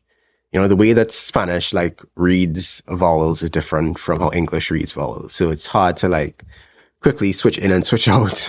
Yeah, that has always been my struggle, is reading their vowels like my vowels, and it produces sometimes quite comical pronunciations, which is really, really my bad. I can imagine. But yeah, the La Matanza of 1932 was a massacre orchestrated by the dictatorship of General Maximiliano Hernandez Martinez that aimed to crush the peasant uprising that was sparked by systemic poverty and land dispossession. Tens of thousands were slaughtered, many of them indigenous people, and the anarchist and labor movements in the country suffered immense losses, as activists were either killed or forced underground. This marked the beginning of decades of military rule, designed to protect the interests of the land-owning oligarchy, the 14 families that practically own everything in El Salvador. But despite this repression, radical organizations have persisted. The mid to late 20th century saw the rise of armed revolutionary groups, culminating in the Salvadoran Civil War from 1980 to 1992. The war pitted the primarily Marxist-Leninist and socialist factions against the US-backed Salvadoran military dictatorship. The Marxists transitioned into a political party after the 1992 peace accords, which ended the war but left many systemic inequalities unresolved. In the 21st century, labor struggles have continued amid neoliberal economic reforms and international financial pressures. While the left-wing FMLN won the presidency in 2009 and held power until 2019, its tenure was criticized for failing to sufficiently address the issues plaguing the country. Recent years under President Nayib Bukele have seen the construction of a proper mass carceral police state, while workers struggle against privatization and austerity measures. By the way, the rise of Bukele is just really fascinating to me, particularly from a Trinidadian context, because we have a pretty severe murder rate situation going on. Our murder rate has been rising steadily in the past 2 decades, and there's just been, in general, a lot of crime issues lately. And the response I've seen a lot of Trinidadians have toward the rise of Bukele in El Salvador is literally we should do that too. We need to do that too. We need to, institute a mass carceral state as well. And I feel like I'm fighting a wave. I'm talking to a wall. I'm it's really difficult for me, I think, to challenge that, because I understand people's frustrations. But to me, my mind is just boggled at it. You really think we complain about corruption all the time, right? It's very openly nepotistic and corrupt in this place. People don't like either political party that is presented to us as the options. And yet people are so thinking about the crime situation that they're willing to put that much power in the hands of the government to make that judgment.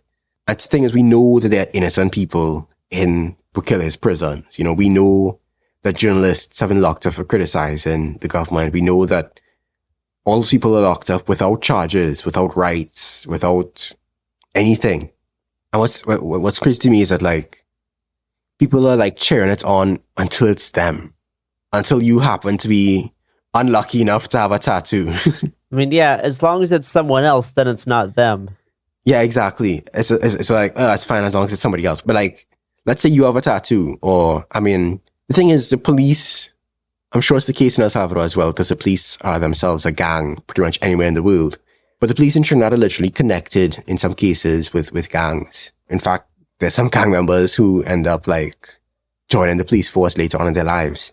And so to just give that kind of power to them, you know, let's say you criticize an officer, you say something that they were like, and then before you know it, you're the one behind bars as well. I understand the frustration. I don't understand the response. And it remains to be seen how Bukele's policies continue to play out in the country. I feel like it's a disaster waiting to happen. In many ways, it is already a disaster, but, you know, there people point to, oh, look how safe things have got now. But I don't know how long that will last. Especially when the families that are responsible for so much of the disparity in the country are still in their position of power. But I digress. The spirit of mutual aid, direct action, and anti-authoritarian resistance still has the potential to persist in the country of El Salvador.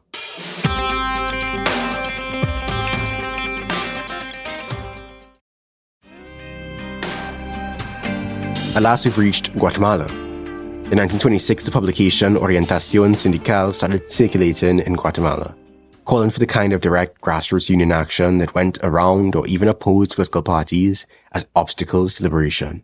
Meanwhile, the Marxists in the country had a different vision.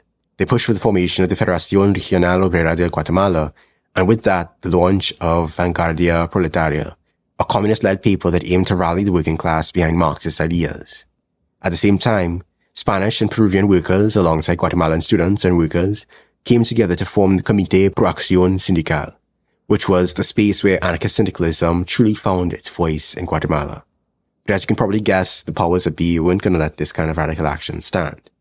In 1930, a military dictatorship swept into the country, ending the Comité, effectively silencing anarchist syndicalism in Guatemala, and setting the stage for years of political repression, as the state worked tirelessly to suppress any form of worker self-organization, often with the backing of the one and only USA. USA. USA. The mid-20th century marked a period of extreme violence against workers' movements, peasant movements, and leftist movements, especially after the 1954 CIA-backed coup.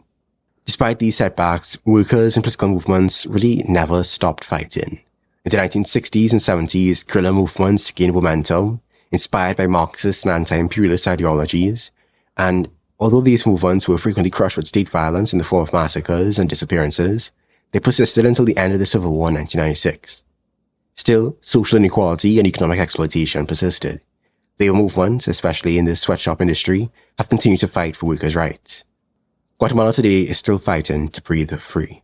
Its people are still fighting against the continued dominance of neoliberal economic policies, fighting against corrupt political elites, and most importantly, fighting for autonomy for its indigenous and working peoples. And now it's time to hit the islands, and our first stop is the Dominican Republic.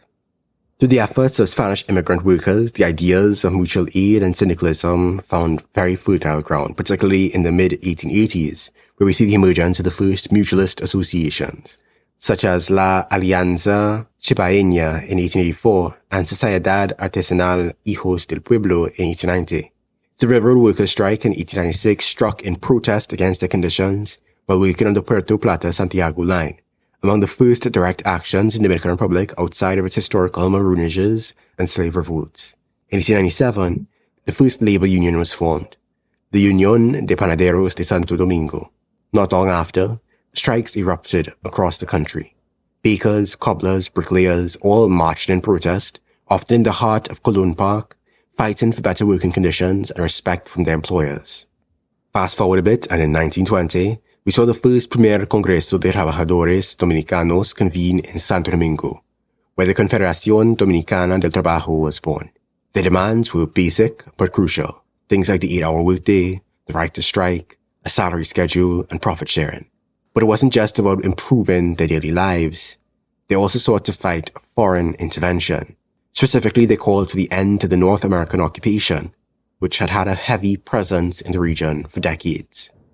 The 1920s also saw the rise of another powerful union, the Federación Local de Trabajo de Santo Domingo, which was founded by 31 different unions.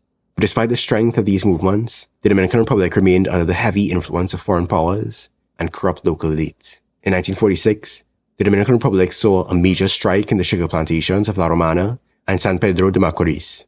And this time, the influence of Spanish anarchists who had fled the Spanish Civil War was undeniable. Today, the anarchist presence in the Dominican Republic is not pronounced, but the conditions are, as with the others, ripe for such a transformation. Finally, let's jump across to Puerto Rico for our final historical review. Puerto Rico, as we know, was a Spanish colony until 1898, but after that it fell under the control of the United States. Anarchism in Puerto Rico didn't have quite the same impact as it did in nearby Cuba, but that doesn't mean it wasn't there, pushing back against the powers that be. Anarchist militants, particularly from Spain, made their way to Puerto Rico in the 1880s, bringing with them the fire of direct action and commitment to the idea that workers should control their own lives. In the liberal period between 1868 and 1873, the first artisan-based organizations started popping up. These were mutual aid societies and cooperatives. They weren't exactly radical in orientation, a far cry from the anarchist uprisings happening elsewhere in Latin America, but they were spaces where workers could find solidarity and support. In 1894, things began to change. A monetary crisis hit, followed by a devaluation that sent prices skyrocketing, and the population started to push back. This triggered a wave of strikes and mass protests, and this is where we start to see the direct influence of anarchists. We know for sure that Spanish anarchists who had settled in Puerto Rico were active in these early struggles, pushing for emancipation and denouncing exploitation. In 1898, when Puerto Rico was already under US control, anarchists and socialists came together to form the Federación Regional de los Trabajadores, a group clearly inspired by the Spanish Federación Regional Española. Their program was a simple yet radical one: abolish the exploitation of workers and build a society without borders or masters. But as with all movements, there were contradictions and splits. In 1899, a major rift occurred within the Federation when it became clear that some of its leaders were more willing than others to accept the support of political parties, something the anarchists traditionally rejected. This caused those that were true to syndicalist autonomy to form the Federación Libre, a group that split from that original federation and stuck to the principles of the First International. Yet, just a few years later, in 1901, this same group ended up affiliating with the conservative American Federation of Labor, which is a very strange bedfellow considering their earlier anarchist commitments. But the anarchists didn't fade away just after these splits. They didn't achieve the dominant position in Puerto Rico's worker movement, but they kept pushing forward anyway. And one of the ways they did this was through the press, as they spread ideas, shared literature, and built networks. Voz Humana, a publication based in Caguas, was one such example. The energy of anarchists in Puerto Rico also translated into action, especially in the labor front, where they were there and part of strikes and meetings and ongoing battles. So as we look to Puerto Rico today, whether with the fight for sovereignty, for labor rights, against colonialism, or whatever else, we can remember the potential of anarchism on the island. There were Puerto Ricans in history who understood that freedom wasn't solely about political independence, but about the liberation of all people from all forms of exploitation. So let's take a step back and look at the broader picture of labor and anarchist struggle across the region. Though the anarchist movements were not as vibrant as elsewhere, and are indeed dormant or dead in many cases, we still see a very powerful thread of resistance and a very fertile ground for anarchist development, which our comrades in these places can hopefully flourish within. That's all from me today. You can find me on YouTube at Andrewism and Patreon at St. True. This is It Could Happen Here. All power to all people. Peace. Hey, we'll be back Monday with more episodes every week from now until the heat death of the universe. It Could Happen Here is a production of Cool Zone Media. For more podcasts from Cool Zone Media, visit our website, coolzonemedia.com, or check us out on the iHeartRadio app, Apple Podcasts, or wherever you listen to podcasts. You can now find sources for It Could Happen Here listed directly in episode descriptions. Thanks for listening. Hey everyone, it's Emily Simpson and Shane Simpson from the Legally Brunette podcast. Each week, we're bringing you true crime through a legal lens. Whether you want all the facts on the disappearance of Nancy Guthrie or you still need to wrap your head around the Diddy verdict, we're breaking it all down step by step. And we're not just lawyers, we're also husband and wife. It makes for some pretty entertaining episodes. Listen to Legally Brunette on the iHeartRadio app, Apple Podcasts, or wherever you get your podcasts. When you feel uncomfortable, what do you put on? Biggie. You put on Biggie when you feel uncomfortable? Because I want to get confident. This is DJ Hester Prynne's Music is Therapy, a new podcast from me, a DJ and licensed therapist. 12 months, 12 areas of your life. Money, love, career, confidence. This isn't just a podcast. It's unconventional therapy for your entire year. Listen to DJ Hester Prynne's Music is Therapy on the iHeartRadio app, Apple Podcasts, or wherever you get your podcasts. Talking to your kids about the dangers of vaping can be hard. Getting them to listen to hot gossip is easy. So here's some drama you could share with your kid. Dude, did you hear about Cassie and Jake? No, but did you hear that vaping can cause irreversible lung damage and nicotine affects brain development? Nuh-uh. You don't need to gossip if you want to have an open conversation about vaping. So if you want to get tips on when and how to talk to your kids, visit talkaboutvaping.org. Brought to you by the American Lung Association and the Ad Council. The human body is a beautiful machine, and keeping it running means understanding how it actually works. Which is why This Podcast Will Kill You is doing a multi-part series on sleep, what it's for, why our bodies don't follow neat rules, and why modern life is not helping. When you consider what we know about sleep in humans, there's one rule that comes out. We are predictably unpredictable sleepers. We'll continue exploring how the body works with a multi-part series on digestive function. So listen to our newest series, which runs January 20th through February 17th, with new episodes every Tuesday. From the Exactly Right Network, listen to This Podcast Will Kill You on the iHeartRadio app, Apple Podcasts, or wherever you get your podcasts. Then she says, have you seen a photo of my son? And I'm like, who is this person? Welcome to the Boys and Girls podcast. Arranged marriage is basically a reality show, and you're auditioning for your soulmate. And who's judging? Only your entire family. I sacrificed myself to this ancient tradition, hoping to find love the right way. And instead, I found chaos, comedy, and a lot of cringe. Listen to Boys and Girls on the iHeartRadio app, Apple Podcasts, or wherever you get your podcasts. This is an iHeart podcast. Guaranteed human.